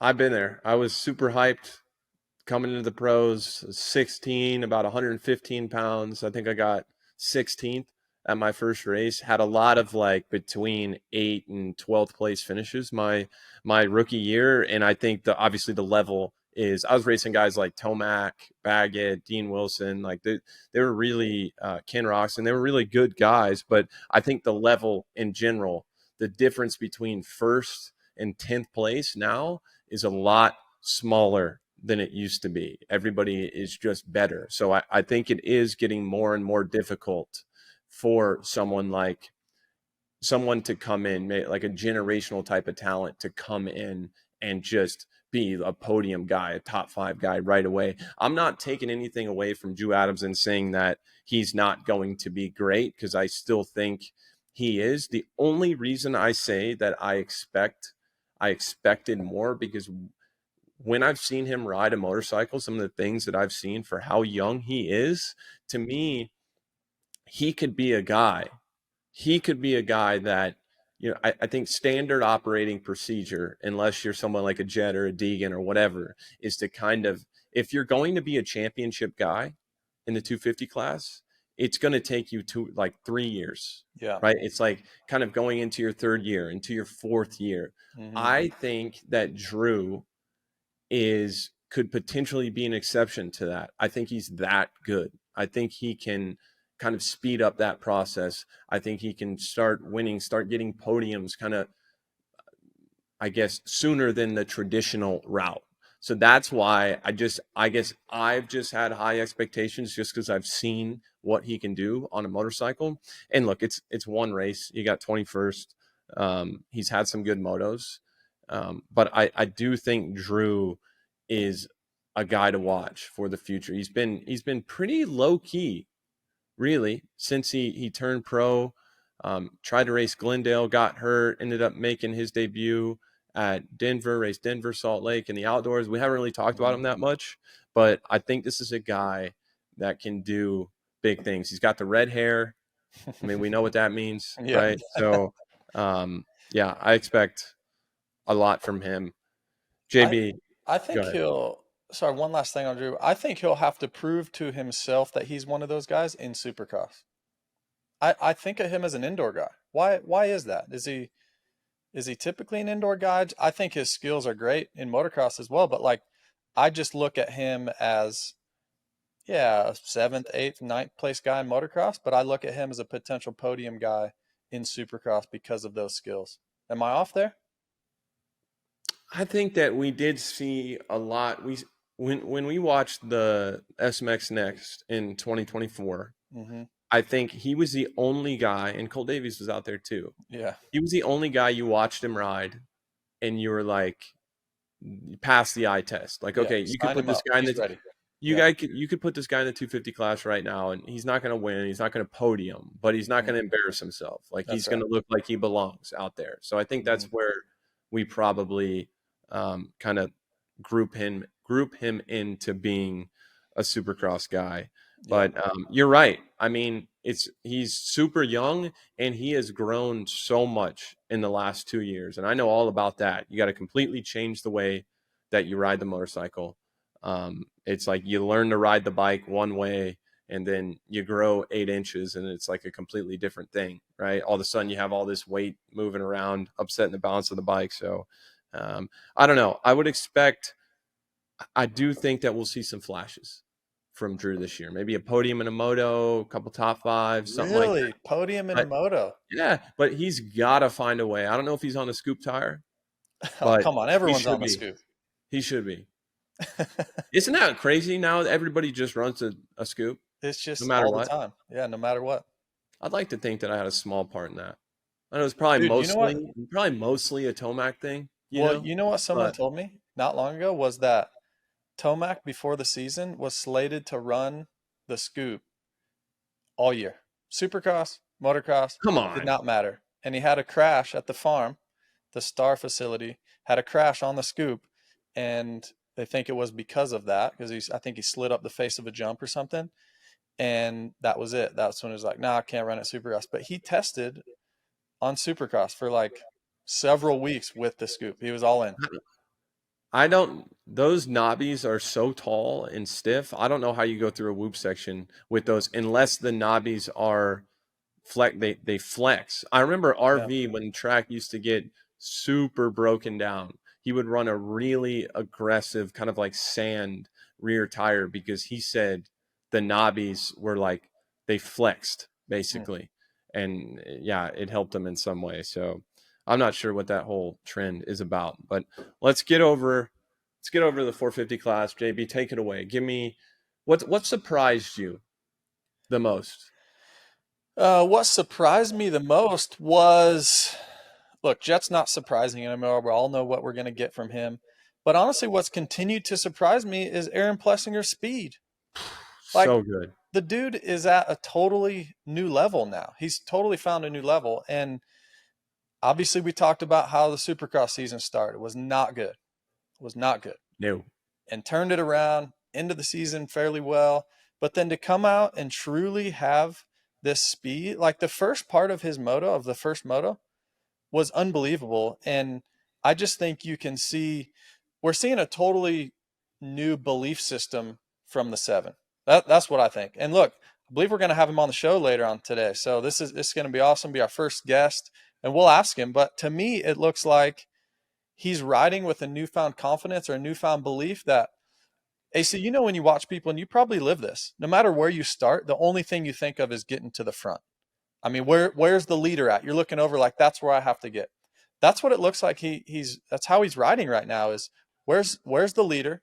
In this case, it was Jett. Where's he at? I need to go get him because I just passed him last week and I can do it again.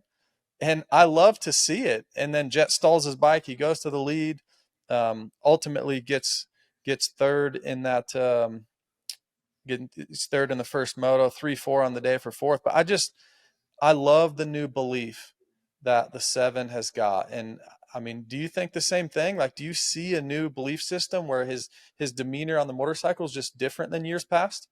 Well, you saw him the first moto when he got into second place. I mean, you could see it in his body language, like he's going to the front. Yeah. And I think what I admire the most about his mindset, and you can see it, like there are times when, and I know you probably feel the same way, when you're watching a race and you can tell what the guy is thinking just based off their body language. It's not all the time. Some guys are more difficult to read than others. But with Aaron, there's absolutely no doubt. I have next to his name here, I have crash or win, ? Like that, to me, he is going out there to try to win the moto. Like he is not, it's an all-out sprint from the beginning. And it's kind of reminds me of like me as a young rider trying to kind of prove myself. What I would say to myself, especially for an outdoor, is you go out, try to get the best start you can, and you put everything you have down on the line first 15 minutes, and then just figure it out the rest of the race. Just figure it out. And maybe I'd be tired. Maybe I'll fade. Maybe I'll get 20th. But just give everything you've got in the beginning. And that's what I see with AP right now. He's not content getting a third, getting a second. He's not playing for that. It's like a golfer, firing at the pin, firing at the flag instead of the middle of the green. Mm-hmm. Like if AP went out there and fired at the middle of the green, he would probably have a better chance to have ended up on the overall podium. But he's not interested in that. Like the guy clearly wants to win races. And I said this last week, but it's very easy. And even I felt this when I was racing the last couple of years. It's like you feel like the sport is just in the palm of Jett's hand. Like everything runs through him, and that's just the way it's going to be. And AP could let that happen and still make millions of dollars, still be, one of maybe the most popular rider on the track. He could do that. No problem. It'd be a lot easier. But clearly he's found a new level. And I think sometimes, it's funny. It's like, I think sometimes with guys like AP, guys that are so kind of, he doesn't look like he has much of an ego. Like he just looks happy to be there. Totally. Right. But how effing competitive you have to be to make the step that he's made and to overcome like the start of his Supercross season, like we've talked about, like for him to go from that place and fast forward only a few months to be where he's at now. I mean, the drive, the inner belief, the drive, everything that you have to make that a reality is not something, those traits you wouldn't associate with a personality like Aaron. Like you wouldn't. And so I love to see like the guy that everyone loves, the guy that's always joking, always smiling, go out there and just he's got the dog, JB. I mean, he wants it bad. And I think that if he is able to, I didn't see this. I didn't think he would ever do what he's doing right now. And look, he got fourth this weekend. I don't even care. I'm looking at the first 10, 15 minutes of the race. If he can make that next step, like just a little bit more, and even in Supercross, win some races, say he's a guy that wins 2 or 3 races in a year, his brand, like you think the fans love him now? Talk about like bringing outside sponsor, all this stuff in. I mean, that guy's got a chance to transcend the sport if there's more to what we're seeing right now. Yeah, and I believe there is, Adam. I really do believe there is, because if he's gotten this step, and it's sort of later in his career. Look, he's not super young. It's not like it's his second season in the 450 class. So to continue this trajectory the way he has, and I just think about the way we thought about him last year. You were on the track with him, but he wins San Diego. He has the red plate for a few weeks. And the only thing we were talking about in the broadcast and me on Race Day Live was like, oh, how long is he going to hang on to it? It wasn't, hey, can he truly win this title? Because I didn't believe that. I don't think anybody did. And I don't even know if Aaron did himself. But now, let's just say this happens in 2026. He gets the red plate. Like you said, if he can win a couple races, I do believe the mentality that we're seeing from him now, he's in the conversation. He simply is in the conversation to potentially win more races and be in the championship, because I love it. I love to see that level of just that tenacity and that fortitude at the beginning of these races to say, I'm going to the front, rather than look around and, oh, I'm good here. I can get on the podium today. That's not what he's looking for. He's looking to win some races. And just from personal experience too, I remember Budds Creek 2023, my last full outdoor season. I was probably like a 5th place guy. I got a podium at High Point, had a couple podiums in motos, was doing what I could, but I think I got the whole shot, or I got into the lead at Budds Creek. I think it was the first moto. And I put down some really good laps, and kind of just speaking to what you said about kind of not expecting this from him. Remember, I was going pretty fast. I had a lot of pressure from behind, and AP passes me. And in my mind, in that moment, I'm like, am I serious? Like, dude, like this guy's not beating me. Like, he's one of those guys where, say at the time where I was at confidence wise, if Jett passed me, I would have been like, okay, kind of, that makes sense. Mm-hmm. Like, let's try to get behind them. Let's try to learn something and see what we can do. But when somebody passes you, that you're just like, and make no mistake about it, AP was better than me that summer, but still, just speaking to the way that he's viewed, the way that I viewed him, I'm like, there's no way in hell this guy's beat me. Yeah. Like, it's just not going to happen, right? And so, I don't know. I just think like you said, he's 29 years old, kind of later in his career, and yeah, we're going to have him on here in a bit, I believe. So that'll be cool. But props to AP. Another one who we haven't talked about a lot this year, Joey Savatgy, 8'6", 6th overall. Quad Lock Honda, dude, they got to be happy with that. Yeah, Yuriv, the team owner, was actually in town this weekend, flew from Australia to be at the race. He was in Thunder Valley as well, but to see Joey, get an 8.6 was awesome. But I still, and I know you're on this same thought as me, I'm so high on Joey Savatgy and his skills and his talent. It does not surprise me a single bit for him to be 8.6. And actually, I wouldn't be surprised if he was in the top 5. That's how great I think Joey can be. And I don't know what's holding him back. Obviously, not on a factory team. You basically took his ride. Oh God, here we go. So, I knew you were going to bring that up. I mean, you were going to bring that up. You took his ride. God, he's qualifying fastest at nationals and loses his ride because some kid's coming up. Some kid named Adam Cianciarillo takes his job. No, all kidding aside, but I know you agree. Like, Savatgy's a great talent.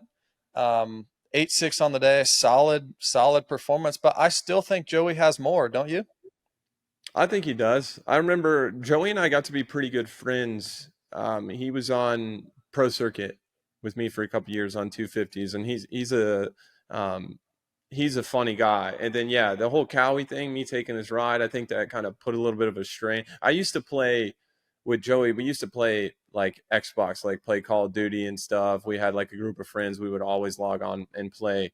Um, when we were a bit younger. But I actually Joey hated me and I hated Joey as an Oh, really? amateur. As an Oh, amateur, as an yeah. amateur, yeah. His whole the whole like Mhm. MTF crew, as like when I was growing up, I was like, those guys might as well have been the devil themselves. Like I was so out on that whole program. And of course, obviously, it's funny to look back and think about that now. Are you guys But around the same age? You and Joey? what's that? You guys the same age? I think Joey's a couple years older than me, I Is believe. he? I think he's 30, maybe. Okay. But Joey's a great rider. I mean, watching even during the week, some of the things that he could do on the motorcycle when I was, teammates with him on Pro Circuit, and he was really good. Summer 2015, 2016, solid. And then, yeah, the whole taking his ride thing, man, that sucked. That sucks so bad. I felt so terrible about the whole deal, especially because I think people forget. But that year, 2019, his rookie year on a 450, dude, he was good. He was was really good. Good starts, a lot of top fives. Come on, Did great. Cowie. You got to make a third Yeah, spot. just for him. make it three Come guys, on, right? Cowie. Yeah. Yeah. So I do think that specific tracks, I think High Point is a great track for Joey historically. Really good in the run. He's a guy that's he's not going to rush it. Mhm. Like I had a tendency at a place like a High Point or Thunder Valley to come into the turns a little bit too fast. And that's what you and I were talking about even at Fox Raceway with Jett and how patient he is in some of these tight turns and tight areas. And so that's kind of how you have to be at High Point Mhm. with some of those big off cambers, that section in the middle of the track, it zigzags back and forth. You really have to be patient. I think Joey's great at that. So shout out Joey Savatgy. Moving on from him, we haven't talked about this guy at all, and I don't think anybody has. But Jason Anderson, 7.7, pretty good day. Yeah. Yeah, that's Pretty a good good day. day. I Do mean, you I didn't think go ahead. what'd you say? I was just going to say, we're at this point now where there's so many good guys that a 7.7 is a pretty good day for Jason, especially what, happened through Supercross, taking some time off. And then I think the biggest thing is, signing Jorge Prado to Kawasaki, and Jason's now the second guy. Jason's kind of the team leader over there all of a sudden. I think that Jason is the type of guy too that he takes these little things to motivate him. Yeah. Right? Like Jason is definitely a Supercross guy. Like he's good outdoors. He's got some podiums in a moto. Did he win Hangtown? One year he won a moto at Hangtown, I think. Anyway, I think just because there was so much hype on Prado coming over here too. Cowie paid him a lot. Jason looks to be on the way out at Cowie. I think when Jason is trying to find motivation, driving to the track on a Tuesday morning during the week right now, all he is thinking about is beating Prado, dude. Like, and you know this, and these are just little things that run through. It doesn't make him I don't know. There's nothing wrong with that to me, but I think Jason is definitely motivated to be the best guy on the team right now. Would you say? Oh, Justin? yeah. There's not 1% that does not agree with you there. Like it's so spot on. And and honestly, like you can't blame him. Jason not long ago won multiple races in Supercross. He's a Supercross champion. And then the later you get in your career, it's a tough pill to swallow to have a younger kid come over, get paid a bunch of money, probably more than Jason ever got paid at Kawasaki, I would assume. And and you have to start to find these little motivators, especially like I said, later in your career, they're getting dressed in the same truck, and Well, I had this when I believe it was Josh Grant at JGR. They had put a lot of belief in Josh, and Josh was getting paid more than me at the time. And I had felt a little bit like I was on the outside looking in, and my biggest motivator was to beat Josh. Didn't mean I didn't like him. Didn't Yeah, mean we of didn't course. get along and test together and ride together during the week. But my favorite thing on the weekend was beating Josh. And I think that's what Jason's going through right now. No matter the result, whether it's 7-7 or 3-3 or 10-10, if he beats Jorge, it's a good weekend. Here's another thing. About the Kawasaki, about the bike in general, is Jorge is talking about it needs the bike to be faster. Jason, I've never seen Cowie is a bike that, like, say the Honda, for example, you're not even in Supercross. You're not going out there. You're not going to be in first gear a lot on a Honda, right, JB? In motocross? No, in Supercross. You're not going You'd to be be in first gear a decent amount. really Out of the turns. well. If there's a big triple out of a turn, but that'd be about it, yeah. Okay, but what I'm saying is the Cowie right now is a first gear motorcycle in Supercross. Like, you can get away. You would be surprised with what you can get away with in first gear. Really? And Jason was a king. Jason's the king of first gear. Uses it to conserve energy. Uses it to slow him down. Cut the track off, and more importantly, to kind of load the motorcycle in the turns, like putting kind of that engine braking, pulling the bike down, getting more traction in the turns. Jorge, from everything that I've heard and everything that I've seen, he's a third gear guy. Loves the bike in third gear, even in a lot of the corners. And so I think I was always like, I tried to make first gear work more, but I was always a second gear guy. I would prefer to go the long way around the turn and stay in second gear. I just didn't like going down to first. So I think for Jorge, that's another thing. I think he's got to shift down. I think he's got to be at least in second gear in a lot of these turns. I just don't think the bike is going to. They can make a more aggressive map. They can change things around a little bit with gearing, but I just don't think it's a third gear bike in the turns. And so I think that's another reason. But because Jorge has been so critical of the motorcycle, he's got to beat Jason. Yeah. Like, he's got to beat Jason, dude. Good Like, point. you can't be like, the bike is slow, the bike doesn't work, and not beat your teammate. So for all the fans at home, that's a little battle, a race within a race to keep an eye on moving forward. But who else? JB, RJ, Hampshire, RJ's been good. RJ's been 6'8", impressive. Yeah. solid. Really all season. I Yeah. jumping up to the 450 class, it's always exciting. You and I lived it. Oh man, I can't wait to race a 450. I'm going to get better starts on it. You can run second gear. You don't have to shift a bunch. You're going to race more mature guys. And he's proven that he's a great 450 rider. Honestly, I feel like it's somewhat smoothed him out. We haven't really seen any crazy RJ moments. I'm really curious if that will translate into Supercross. A little bit more mellow RJ could translate to be a really fast, consistent RJ week in and week out. Maybe around a 5th, 6th place 450 Supercross guy. That'd be really cool to see if he can get to that level. And it's proving that he's a good 450 rider, AC. Yeah, I like it. I like it for RJ. Like you said, you would expect so far this summer, you would expect at least, the cameras on Jett or the leaders or whatever, and you would expect to hear Weege go, well, look, we caught this replay of RJ Hampshire and see him doing something absolutely insane. His bike like 90 feet in the air and him running back to it. Maybe the toughest guy in dirt bikes. I've said that time and time again. But RJ saw, I think, solid start for his career. Justin, I've always felt that this is a difficult one to explain, but I felt that even when first getting on a 450, to me, it was almost easier at first, moving from after you get used to it, you find that you kind of figure the bike out a little bit after the first few weeks, because when you first get on the 450, all the strengths of the motorcycle, of the 450 compared to the 250 are so evident, are so apparent to you because you're used to a 250. And so I thought it was almost easier to figure out.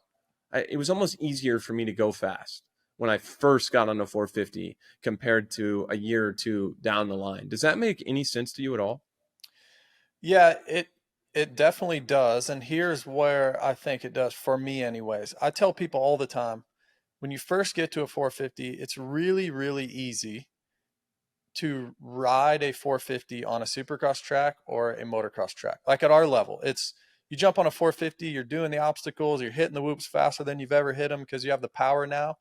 But what I think starts to happen is then you go to the race and then there's these expectations of potentially getting to the highest level and winning. And I think it's very, very difficult to race a 450. So I'm going to say that again. I think it's easy to ride a 450, especially coming off a 250, to ride it around these tracks and to go a certain speed. But I think it's very, very difficult to race that highest level on this motorcycle. It's harder to set up. The setup of the bike is more crucial than it is in the 250 class. Takes more fitness, takes more strength and all that. So I don't know if that correlates to anything that you said, but I feel like we're kind of saying the same thing in one.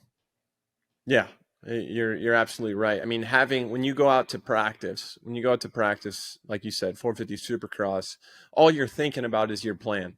Like your intentions for the day is like what you need to work on, what's your goal of that day. When you show up at a race, it's very difficult to, and that's why we praise guys like Jett that kind of are sticking to the plan out there, that are very tactical, because it's so easy to get distracted by everything around you. But yeah, I just think so far for RJ, I think that this is about where I saw him. I think 5 to 10 right now, based off what I've seen.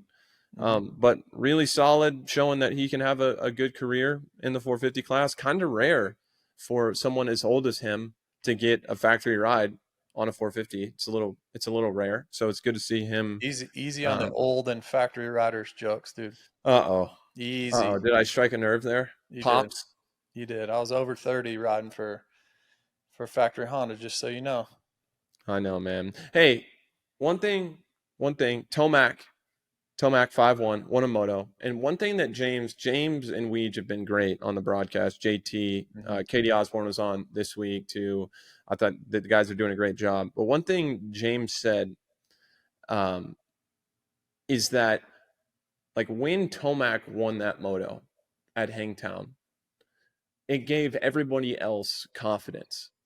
Like, they could beat Jett too. And I just think that speaks to, he's absolutely right.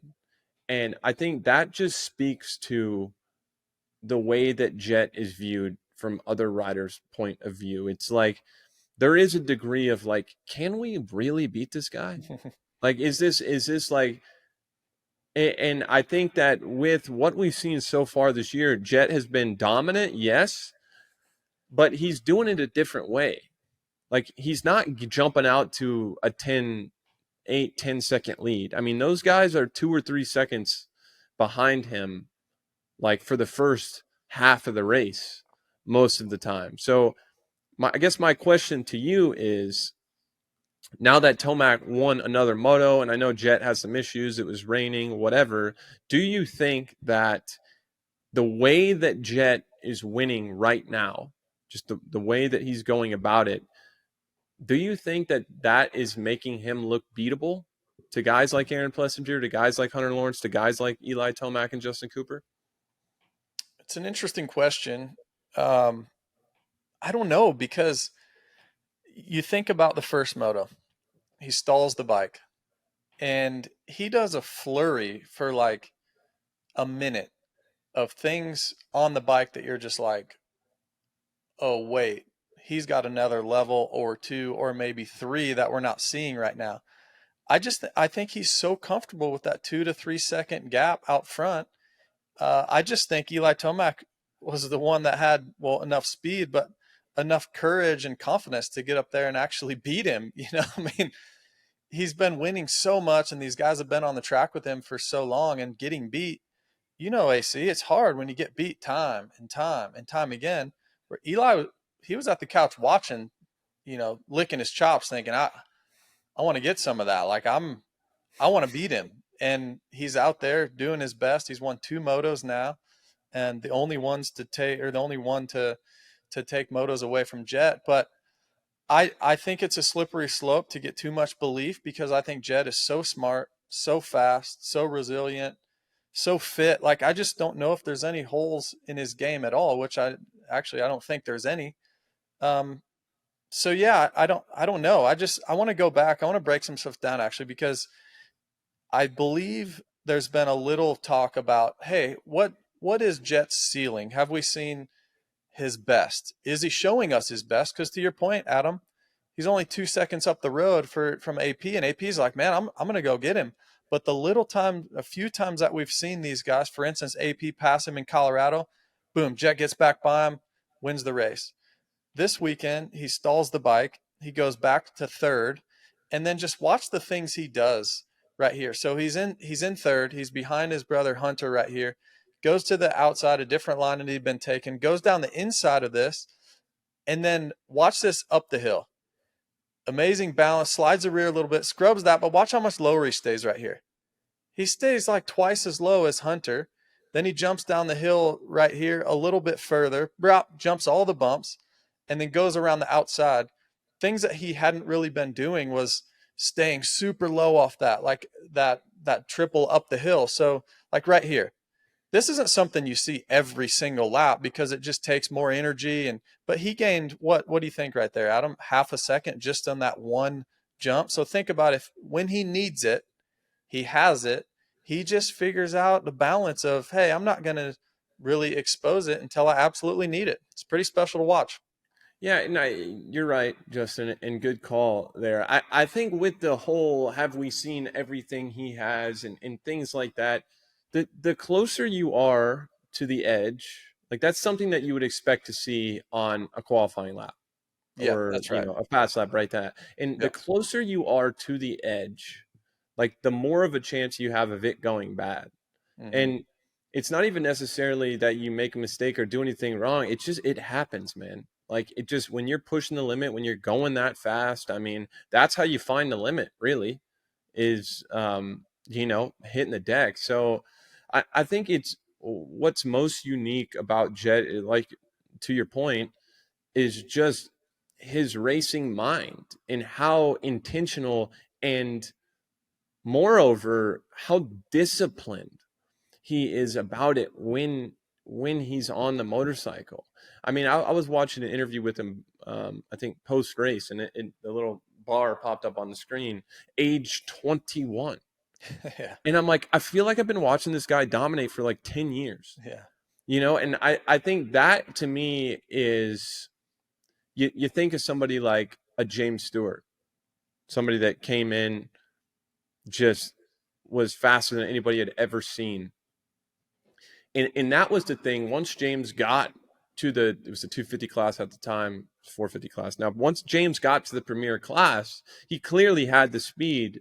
It was everything else that just took him a second, took him basically a year to figure out. And we know how that went. I mean, James obviously went on to be one of the best ever, but just the fact that Jett has moved up, he's got the speed, but it's like, as a young guy, when you have that much speed, it's so hard not to just go out there and just flex on everybody, Right. and just go as fast as you can. Yeah. Like, that's all I wanted to do. Dude, like when I first got on the 450, like I knew I was fast and I wanted everybody to know it. I'm like, I want to destroy these clowns. Yeah. And the fact that Jett is like, it's almost like he checks his ego at the door and he does it when he needs to. I think that, to me, is the most unique thing about it. It's not that James Stewart did still, as you think back to some of the things that he did and you're like, oh my God, how is that possible?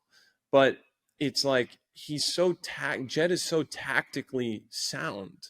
Like, he's been winning races more by kind of sticking to his plan than just all out speed. Of course, you need both, but like, he stalled in that first moto, and you could see there was no panic. There was no panic whatsoever. It was got up to Hunter, made that little flurry, passed him, and kind of settled in for a bit. Again, kind of kept the gap with AP the same, figured out some of his lines, and then went. And then as soon as he decided, like, when's the last time you remember Jett making a decision to pass the guy in front of him and him not being able to do that? I've never seen it before, ever. Yeah.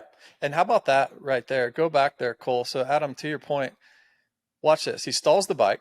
AP's already went around him. Watch this. He looks. Oh, there's Hunter. Oh, okay, you can go, Hunter. Yeah, you go for it. Go ahead. I'll see you here in a little bit. Yeah. That's crazy, right? Yeah, dude. I mean, if that's anybody else, if that's Jason Anderson right there, dude, Hunter, I don't care if that was Jason's brother or not. Hunter's done for, dude. Exactly. He's T-boning him.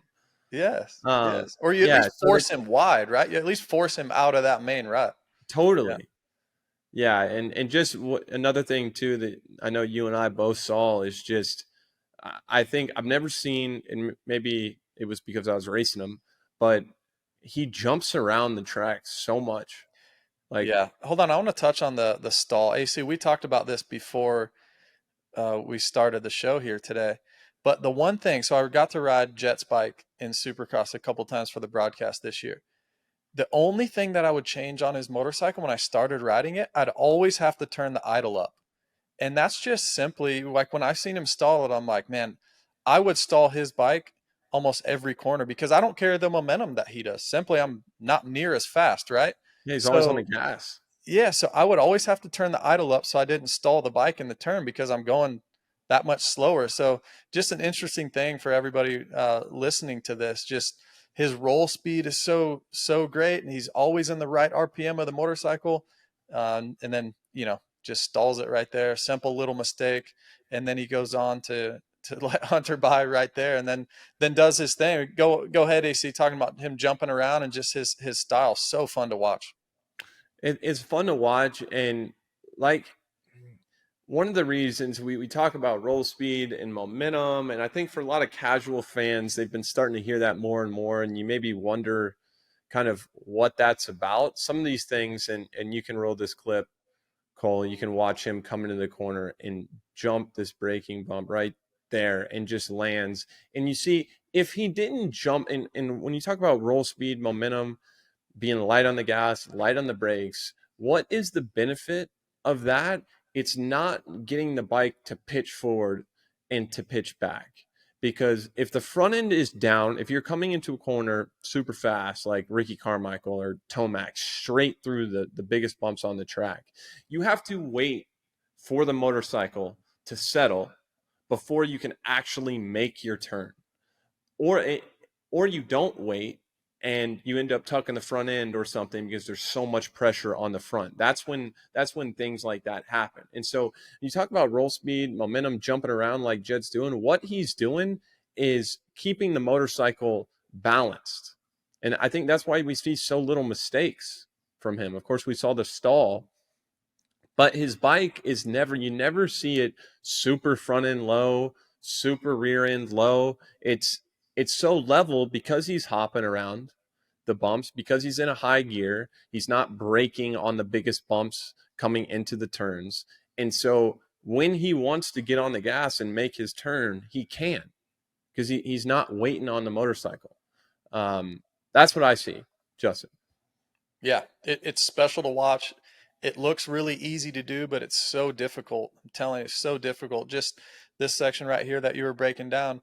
If somebody comes in and jumps right there into that rut, if they're standing up a little bit, like to his left, if he was leaned a little bit to his left, he stands the bike up. But maybe the most difficult part, look, the average rider could double those braking bumps, but what the average rider can't do, or most of the professional riders, is land with the right lean angle. And what I mean by that is just his angle of his motorcycle is just perfect enough to where the rut can hold it. It's not leaned too far to where he has to get on the brake. It's not leaned, up to where he stands the bike up. That's where you start to lose time. And when I watch other guys do this, they're not used to it, and their lean angle gets off. They jam the rut, and they got to hit the brakes and dab their foot. Jett's angles are always so good, and that's just the balance of his motorcycle, his balance with his body to his bike, it's just so impressive to watch. And even to us sitting here watching that, it's like, oh man, that looks pretty easy. But I guarantee you, if other people went out there and tried to do it, their lean angle would be wrong. 9 times out of 10, they would be too lean too much or not enough and not ready for it. So it's really difficult to do. And he does it time and time again, corner after corner, lap after lap, and doesn't hardly make any mistakes doing it, and is the fastest guy on the track while maybe riding the easiest of anybody. It's so impressive. And I think there are a lot of guys out there that can do that do what we just saw. But it's the fact that he does it every lap. Yeah, It's exactly. the fact that he does it time and time again. And I mean, I could go and work that section right now, and I could maybe do that now that I watch Jett and I'm being super intentional about it. I can maybe do that, I don't know, 3 out of 10 times. Like, without, most guys would jump that bump, land in that rut, not be leaned over enough. Yep. You end up pulling the clutch in, hitting the brakes, standing the motorcycle up.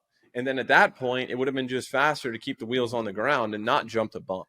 Exactly. So the little to tiny little margins, that's what makes this guy so good, is little things like that you can do time and time again to get that lean angle just right, to hit the brakes enough to slow down to where the tires are going to stay in the rut.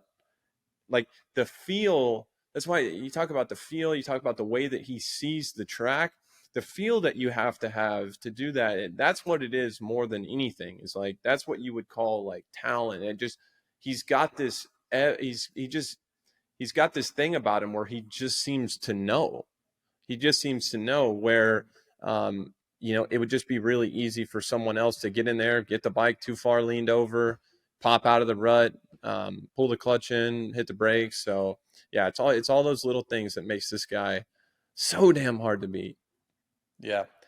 And on the contrary to that, Eli Tomac, it's what I love most about our sport today, is he's not going to jump the bumps like that every lap. He's not going to, do those types of things. He's going to hit the bumps, and he's great at that. And he can go as fast doing that. So it's such a special technique both of them have. Here you see Eli late in that second moto. Obviously, rain comes down. They shorten the moto due to lightning in the area. And Adam, have you ever had that happen to you where you start the race dry? And shout out to Eli Tomac. He was one of the only ones that I've seen running roll-offs, which really, really smart. I don't know if he ran them in the first moto or not. I know Oakley makes a great roll-off system that sometimes he'll just run even on a dry track. So, but have you ever had that happen where you start the race dry, not knowing if it's going to rain, and the next thing you know, it dumps down, ends up being a mud race? I've had that happen. I remember as an amateur, it happened quite a few times. Happened to me at Loretta's. I remember 2019 Thunder Valley, we got a red flag for lightning. Mm-hmm. So the race ended at like 25 minutes, but it actually didn't rain. But it's a difficult position to be in because you're on the line and your mechanic's like, you want the roll-offs or you want the tear-offs? And you have a slight idea of what the weather's going to do. But a lot of time the roll-off system, and they're a lot better now, for sure. They're a lot better. The vision's quite a bit wider. But typically, you don't want to run roll-off unless you have to.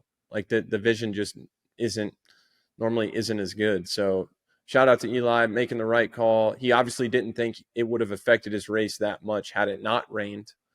It's a veteran move for Eli Tomac. And man, I do think, as great as Jett is, and we are all so impressed by him, I do think that Eli's got a few overalls in him. Maybe a few. I don't know. What do you think?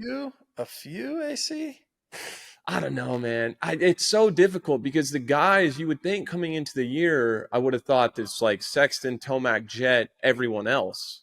But you got these guys, you got Hunter, AP, Justin Cooper, these guys that are like, you saw him, Tomac, in the first moto. I mean, he was riding pretty good. And he's just like, you would never think 2-3 years ago that Eli Tomac would have spent more than 3 corners behind someone like AP or Jay Cooper. I mean that with no disrespect. Even RJ Hampshire, we saw it in the first moto for Eli.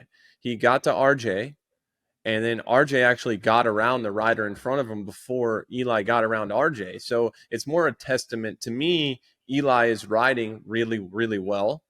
I think if he was riding as well as he is now, I think he still would have won those 3 titles in a row like he did. Was it 17, 18, 19?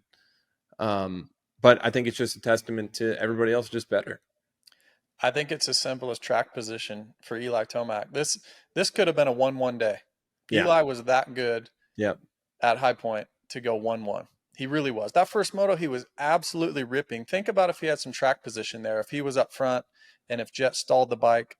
I don't think Jett could catch him with as fast as Eli was going. So I think you have to be so opportunistic with a guy like Jett Lawrence, who has really no holes in his game, where he goes 1-3 on the day, you know, passes the guy late in that second moto, not knowing if you're going to red flag it or not, but gets by, ends up winning the overall. And it's just like Jett can do no wrong, but where Eli's outside the top 10 in the first moto, has to ride like crazy to get to inside the top 5. And then you're right, he gets to J Coop and just kind of stalls out. But I really believe if Eli had track position, he goes 1-1. Like, I really think he's that good. The reason I don't think he gets more than 2 overalls this season is just because of that, because of track position. I think to beat Jett and Hunter off the line, it's going to be really difficult. I think he can do it here and there, but not consistently, not moto after moto, week after week. And if he could do that, yeah, I think 3 overalls would be possible, maybe even 4. It's not a speed thing at all for Eli right now. It's a track position thing, in my opinion. Yeah, I think that the speed that you have to come from 10th and pass guys like Prado, Webb, Anderson, Savatgy, and then you get kind of in that top 5 group, J Coop, Hunter, those guys. That's why track position is so important now.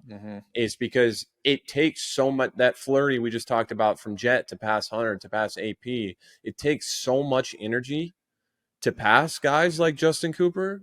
To get, like, yeah, Eli's faster, but it's a whole different story catching somebody than passing them. And those guys think that they belong up there, so they're going to fight them hard for it. You know, it's not 3 or 4 years ago, you know, someone like an AP is going to see the number 3 and be like, well, this guy's going to pass me anyway, go for it. But AP is like having none of that right now. You know, he's like, I see the 3, he's like, okay, you can stay back there, you know. So I do think that Eli's got to, he's got to find a way to get off the gate. He's got to be in the top 5. I do think there will be times, and you know what? I need to make this point. And I'm glad that we started talking about Eli, because I really need to say this. I get it. We're late, kind of later in Tomac's career. The guy is a legend, one of the best to ever do it. And I understand how we're all enamored with him. I am too. You can check my social media. You can check anything. I've always been like, ET is the man. And I believe that 100%. We are discrediting him by saying, oh, Eli, every time he's going fast, every time he's making moves, it's beast mode. It's not. Like, it's not. There's beast mode. Like, beast mode is like when he finds the flow state. Like, I think about Salt Lake City 2017, like him ripping through the field, passing Dunge in the whoops, winning the race, right? These are rare moments that I think of somebody like a Blake Baggett, too. He used to do that, like just find this insane level 15 minutes into a race or whatever. So Eli is amazing all of the time, but we got to stop saying, oh, Eli beast mode. Like, those are rare occasions, and sometimes now they'll happen for a lap or 2 or here and there, but trust me, when you see beast mode, like you said it, JB, he was riding unbelievable in the first moto, came from way back, finished 5th, put himself in position to get on the overall podium. But if he was in beast mode in that first moto, he would have spent about 2 seconds behind Justin Cooper. He would have spent about 2 seconds behind Plessinger. Right? Like, he would have gone to the front. So that's what I had to say. That's my TED talk, is like, not every time Eli's going fast is it beast mode. Like it's just not. That's just specific occasions. And I'm sure there's some people out here that might, I don't know. This is no type of Tomac hate or negativity at all. I'm just saying, let's reserve beast mode for the actual, like, when he just lays the hammer down. Please. Please and thank you. Well said. Well said. I get it. Yeah, I do agree with you, because I feel like when he's just riding great like he normally does, people will say, "Oh, he's going beast mode." Where no, that's just Eli being Eli. Like, the guy's incredible. He's been incredible since day one. But beast mode is rare. It's Hangtown 2015 where he beats everybody by a minute and a half. It's Thank you.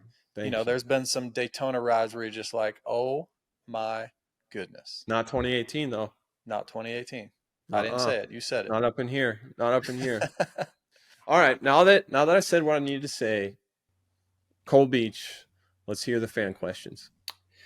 Okay, so first one, do we think Jalek is battling for wins had he not tore his Achilles coming into the season?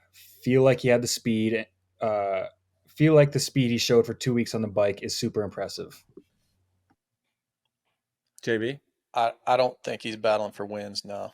I think that's such an elite group up there. Haiden, Deegan, Chance Hymas, Levi Kitchen.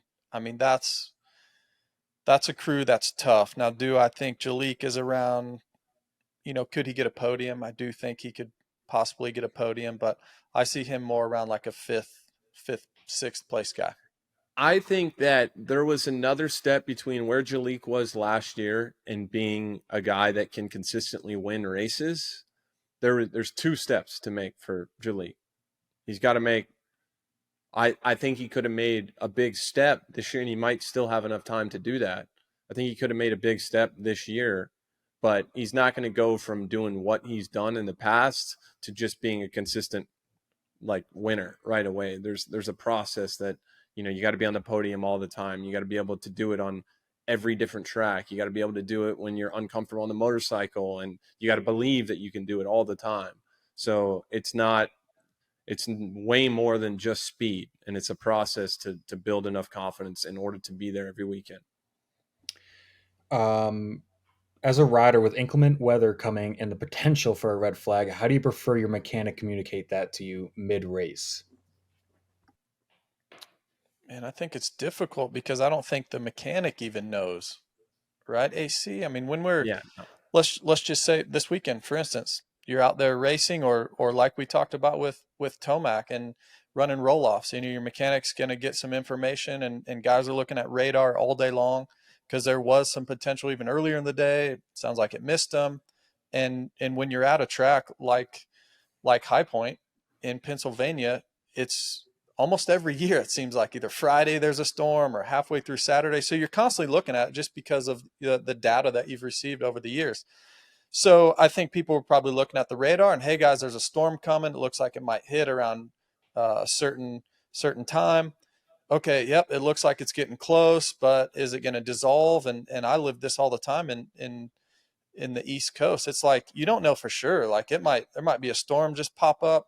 There might be a storm roll in and dissolve. You just never quite know. So then the gate drops, the rain comes, and I think people are probably just the AMA maybe is communicating with team managers, who's communicating with mechanics of like, hey, there's lightning 12 miles away, and if it gets within a certain radius, I believe it's 8 miles, I believe they have to red flag it. So I don't know how much they're communicating. And for me who would be on the track, man, I think you just have to go as long as possible. And you would have communicated that with your team of like, hey, if this happens, know that it may happen. And when it starts raining, I would be thinking that in my helmet. So you just need to pretty much go all in until they either throw the red flag or the checkered flag.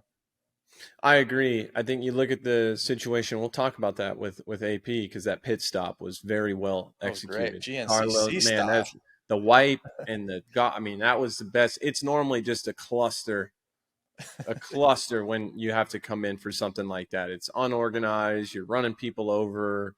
Like it's a mess, and they did it perfectly. But they changed goggles, 2 laps from the end, 2 laps from the red flag. So that shows you right there that those guys did not think there was a red flag coming.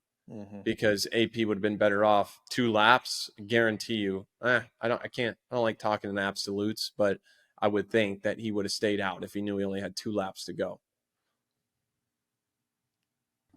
Okay, so with AC's knowledge of the factory Cowie, what will Chase do better, and what is something he will struggle with compared to his KTM? Same question for Tomac.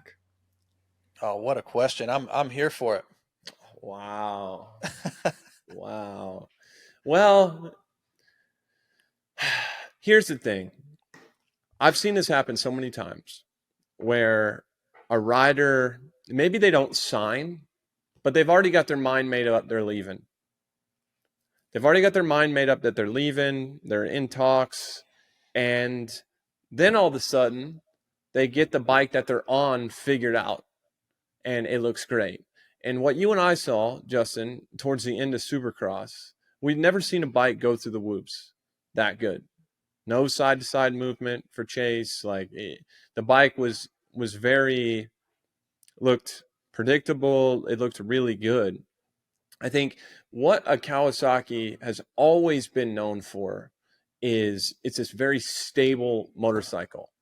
So it's very good in a straight line. Very, very good in a straight line. Whoop sections, rhythm sections, things like that. You saw it with Eli Tomac. He was so, if anything, I think the weakness was turning, but he was so strong. He was kind of a little bit more point and shoot. And you think of like Ryan Villapoto too, always steering with the back, kind of low the back down. RV played to the strengths of the motorcycle. And so I think straight line speed, whoop sections, rhythm sections, things like that are going to be, I think, what he gets on the bike. I'm sure he's ridden it. He gets on the bike and is like, wow, this is like, I just unlocked something a little bit different. And I think it's very evident too when you leave a motorcycle, just like we were talking about going from a 250 to a 450. When you leave one bike and you're over it, you're over the team, you're over the bike, you ride another bike, it's so easy to just focus on the strengths of the bike. And then as you ride it more and more, you begin to find the weaknesses and you have to figure out how to kind of mitigate those weaknesses.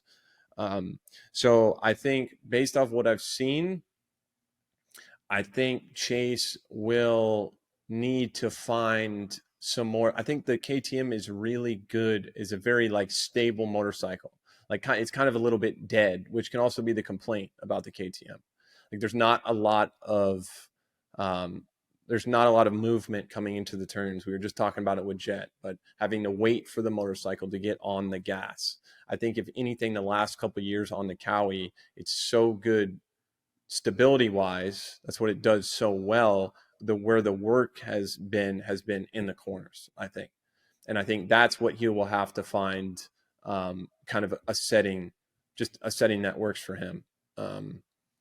And yeah, I'm sure that the bike is geared different. I've never ridden another motorcycle a day in my life, but I'm sure the bike is, the power curve is a little bit different. Things like that. Those guys will figure out within 2-3 weeks, JB. Yeah.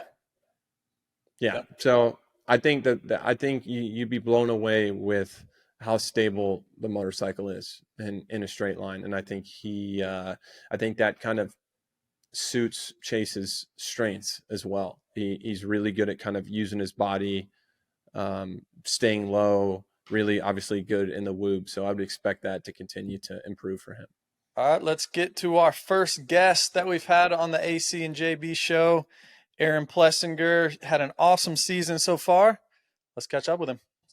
Joining us on the show, our first guest. We had to make it a good one, and it is a great one. AP7, what's up? Oh, not too much, boys. I appreciate you having me on, man. Yeah, it's great. Thank you for taking the time. Thanks for joining us. Let's jump right into it. Is it Mount Morris or is it High Point, AP? Which one is it? I always called it High Point. I used to race there when I was growing up, but I never really called it Mount Morris until until I started watching pro stuff, and they always called it Mount Morris, and they always like flip flop. It's like High Point, Mount Morris. It's all over the place, but I call it High Point. The only reason the first time I saw Mount Morris, I watched, everybody remembers Troy Adamitis. It was on VHS, the first 2002, The Great Outdoors. I remember it popped up on the screen, Mount Morris. But I was telling JB on the show earlier, like Mount Morris I think that's like an old guy thing, man. I think us young Yeah. guys is the High Point deal. AP, dude, we have been, JB and I just were talking about it for about 15 minutes, but we have been, we did not see what you've been doing on the racetrack lately. Neither of us, we know you're good, but we didn't know you were that good, brother. Like, what the heck is going on, dude? Like, since obviously well publicized, bad start to the season, but then Daytona comes around and it's just been a steady uphill climb ever since. And it looks like you're out there to win. It looks like you believe you can win. Like, what's going on, dude? Give us the lowdown.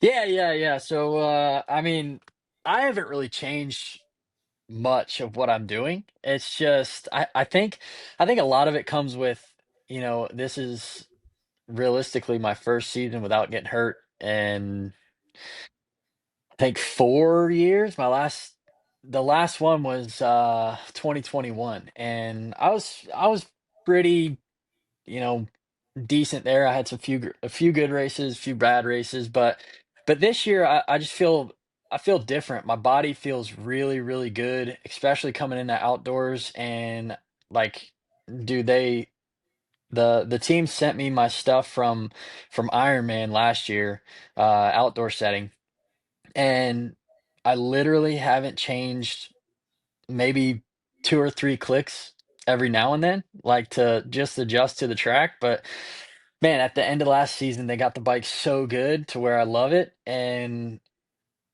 I don't know. I just feel like I'm gelling.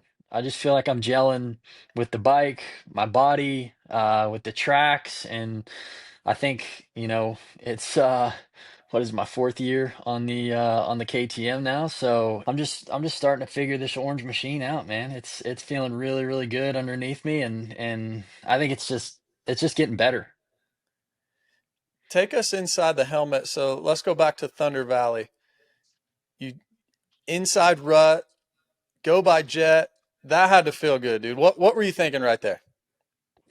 I literally, the corner after I passed him, because that did feel good. That felt awesome. Especially I had the sickest line going up that hill. I felt like I think it was Eli a couple years ago went around Baggett maybe, or Baggett went around somebody. It was either one of those, but I felt like him or one of those guys going around the top of the corner by the Thunder Valley sign. And when I came down into that corner, I knew I was gonna have the inside line, but that inside line was getting so like chopped out with acceleration bumps, so I didn't know if I was gonna be able to pull him up the hill. So I knew I had to hit it fast. And man, I came out of the corner and I was ripping, and I knew I had a little gap, so I moved over to the left, and then literally in the next corner, I said, "All right, run and hide," because I know he was gonna be on me like freaking white on rice, and I knew I had to do something, but it was honestly too late. He figured out a couple of my lines and just followed me, and he was on me like within the next couple corners. But he's unreal like that. He can pick up stuff on the fly like it's nothing.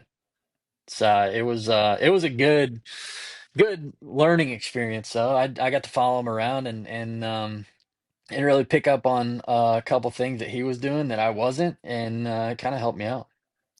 And AP, I was there. I was there with you my last pro motocross season, 2023, where we had this 19-year-old kid hop on a 450 and win 22 motos, kicked all our asses, right?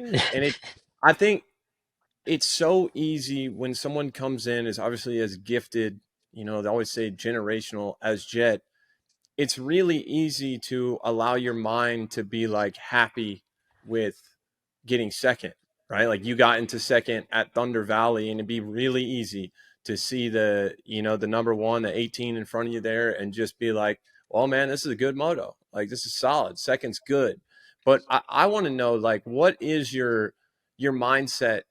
Like, how has that kind of slowly evolved over time to where now you can get into that position and you're like, I want to go to the front. Like, I want to beat this guy. Like, is it kind of taking some time to get there? Is it just like a natural thing that's come just with confidence?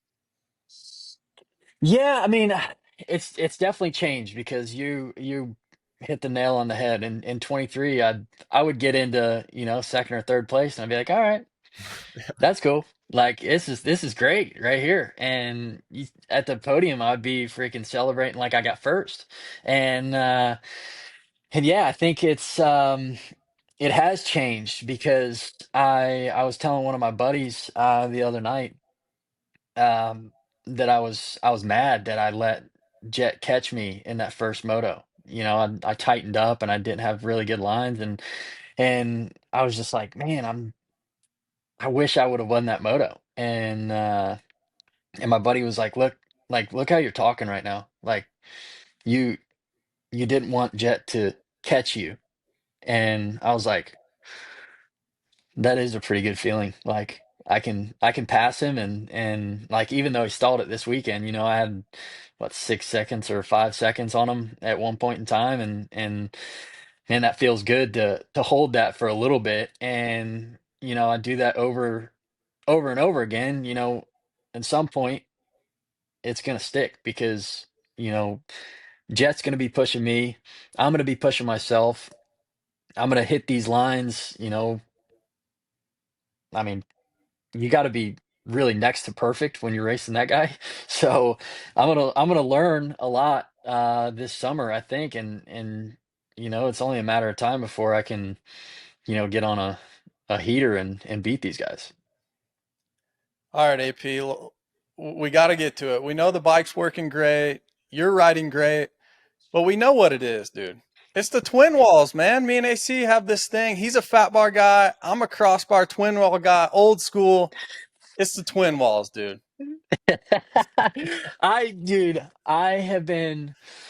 Well, I wanted to run them on Star when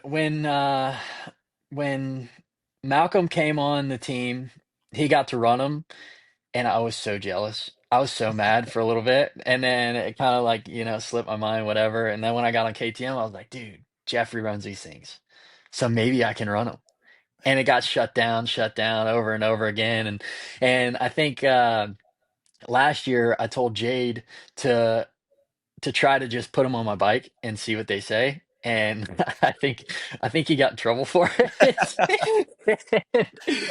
And dude, I just pushed for him and pushed for him, and I finally I told Carlos, I was like, hey, what are the chances? I think it was after a race that I did really good, and I was like, hey, what are the chances that I can get some twin walls? And we made some calls or whatever, and it wasn't really going anywhere. And then the next day I show up to ride, and the twin walls are on. And I sent him a picture, and I was like, dude, this is the best the number 7 machine has looked ever. And yeah, dude, I'm gelling with him. I'm I I'm love it. I'm pumped. And people like they kind of over analyze the situation because they think like, what'd you switch for? Like, how'd they feel? How'd they do this? How'd they do that? I'm like, dude, I just love a crossbar. I don't it's not the feeling, it's not this, that. It's just I love that crossbar going over the handlebars, and then if you lean them back far enough, you can see the the bolts. And dude, I love that too. I don't know. It just That's it's just a look thing for me. I That's so love it. funny. That's so funny because it was the opposite for me on pro circuit. On pro circuit, I could never run. I could never run a fat bar. So as soon as I got to factory Cowie and I could run a fat bar, I was like, dude, I'm all in. I'm all in. Maybe it's just a classic case of like grass is greener on the other side. But JB, you know it, man. I'm a fat bar guy, dude. The twin walls for me too rigid. It's too rigid. I need that flex. Hey, like AP said, we don't care about the flex. We don't care about anything. It's the look. It's the look. It's the look. AP, You gotta look the part. I do gotta ask you. I do. So there's been Justin and I were talking about it, but there's been a little bit of media, I guess, drama over the question that you got asked at Thunder Valley. And I apologize if you've already been asked about this. I'm sure you have, but a lot of people debating whether it's like an appropriate question or not. And I don't want you to speak on the actual answer or the question itself, but how do you feel about the press conferences and the questions we get in general? Are you okay with like kind of a more controversial question like that, or you think there's a time and place for that and it's not there? Like, do you have an opinion about that stuff? Honestly, like, I don't know. I feel like a lot of stuff is kept secret in this sport that I have no idea why it's kept secret. It's just been like an unwritten rule that Yeah, everything, like whether it be injuries or guys switching teams or this or that or money, it's like everything's like a like top secret. But in our sport, it's like everything's the worst kept secret ever ever. because everybody already knows the answer to pretty much everything. They're just trying to get somebody to say it out loud. So like the one with Hopper, I don't think, I didn't think anything of it. And the way I answered it, I thought it was, fine. And when I got back to the truck, they were like, yeah, like it's whatever. Like you answered that fine. Like no, like nobody knows anyways. Like I told Mathis because he texted me. He was like, dude, did you get in trouble? And I was like, no, not yet. I was like what I do? And and he was just like the question, man. And I was like, I I would I don't know. I think a lot of people would be surprised at how much I don't know, at how much I don't hear. I kind of keep my nose out of that stuff. I don't ask around, and I'm not into it like that. So, you know, whether it happens, it happens. If it don't, it don't. It doesn't really like bother me at all. Good Yeah, answer. well said. Last thing for me, AP, you were up in my neck of the woods, NASCAR country, not long ago. Sat down with Dale Jr. Had to be a cool experience, huh? Talk about that. Yeah, dude. I mean, the whole weekend it was our the whole I guess Monday Tuesday was awesome. I actually went up there and I stayed with my buddy Noah Gregson and yeah, it was awesome. Like Monday we took the day and went around and he showed me the shops, which I thought was insane that they're just right there in Mooresville. Yeah. And it's crazy. You can just go from shop to shop. Like I'd be one of those super fans that just drove there every day, freaking just waited on the guys to come out. But no, Tuesday, man, it was so surreal when I got on with Dale Jr. and that interaction with us, like I didn't meet him off camera. So it was like it was straight, I've never met this guy before, and then right to the podcast. So it was just crazy, man. I never thought that I would meet him. I I don't know why. Like in my like professional athlete scale, he's like the pinnacle of racing. And I don't know why. It's just been like I guess those guys to me are more of like who we are, Hmm. I guess. I just personalize with them like so much more than any other athlete. So just getting to meet him was insane, and then just getting to talk with him on the podcast was unreal. It was a really really cool experience. I wish you guys could have seen the back of my shirt when I left that room because I was drenched. I was freaking sweating. I was so nervous. I was just like kind of shaking there, just sitting in the seat, just like I had to remind myself like this dude is talking to me. Like I'm in the show. I'm not watching the show. So I had to remind myself, like, just pay attention, answer his questions. Like I was kind of nervous enough to where I I would get lost in a question, and like I watched it back, and I was like,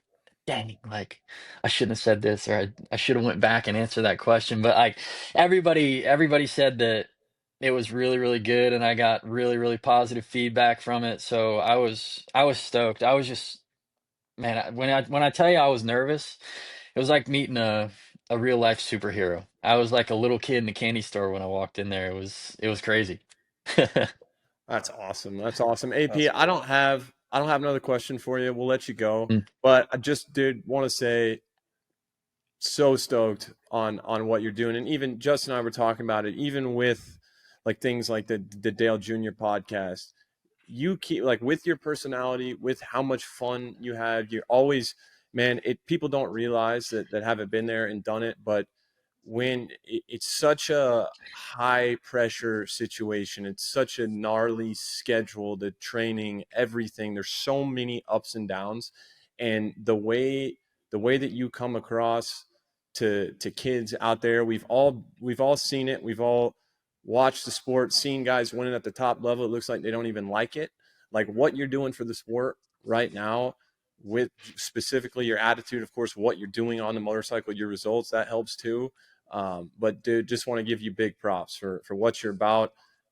You're a great representative of the sport, dude. And as I was telling Justin, you keep riding like you're riding now, you're going to be on Jay Leno here shortly. So yeah, thanks for taking the time and coming on, my friend. Best of luck the rest of the way. Yeah, thank you, boys, for having me on. Yeah, that really means a lot, Adam. Thank you. I really appreciate that. And yeah, man, we'll try to go. We'll have off weekends, so we'll get to rest a little bit, but we'll try and go get this thing done at Southwick. I really like that track, so I'm looking forward to riding good the rest of this year. And yeah, hopefully we can do this again, boys. I really really appreciate you having me on. You're the Awesome. man. Thanks, AP. Appreciate it, man. Enjoy the Sweet. weekend off. JB, another long one, man. We've made a habit of clearing our schedules on Mondays and just talking dirt bikes. Originally, when we set out to do this podcast, we were like, oh, yeah, maybe be like half hour, a couple 2-hour shows in the books. We had a guest, Aaron Plessinger. What a great first guest to have on. It's hard. I feel like I'm in a better mood now having talked to that guy. Yeah, that was so cool to have him on. Thank you, AP, for your time. Obviously, it's difficult. I like what you said to him right there at the end, AC. That was very well said. And it is difficult. You and I lived it. The schedule, the pressure. He's a dad. There's so much to live up to, and big shoes to live in, right? As a factory rider, and he's gotten to this new level now. And for him to take the time to join us on a Monday afternoon is pretty cool. And yeah, couldn't think of a better first guest, huh? It's cool to have AP on, like you said, in a better mood, man. He's such a cool guy. Yeah, he's a great dude. Glad we had him on. And just in general, man, the vibes on our show lately, like I've just been having so much fun doing this. Seems like the fans are into it. We say it every week, but really appreciate you guys sticking around, making this your show. It's your show as much as it's ours. Appreciate you. JB, you're the man. Cole Beach, you're the man. Yeah, hope everybody has a great week. Awesome. Thanks, boys.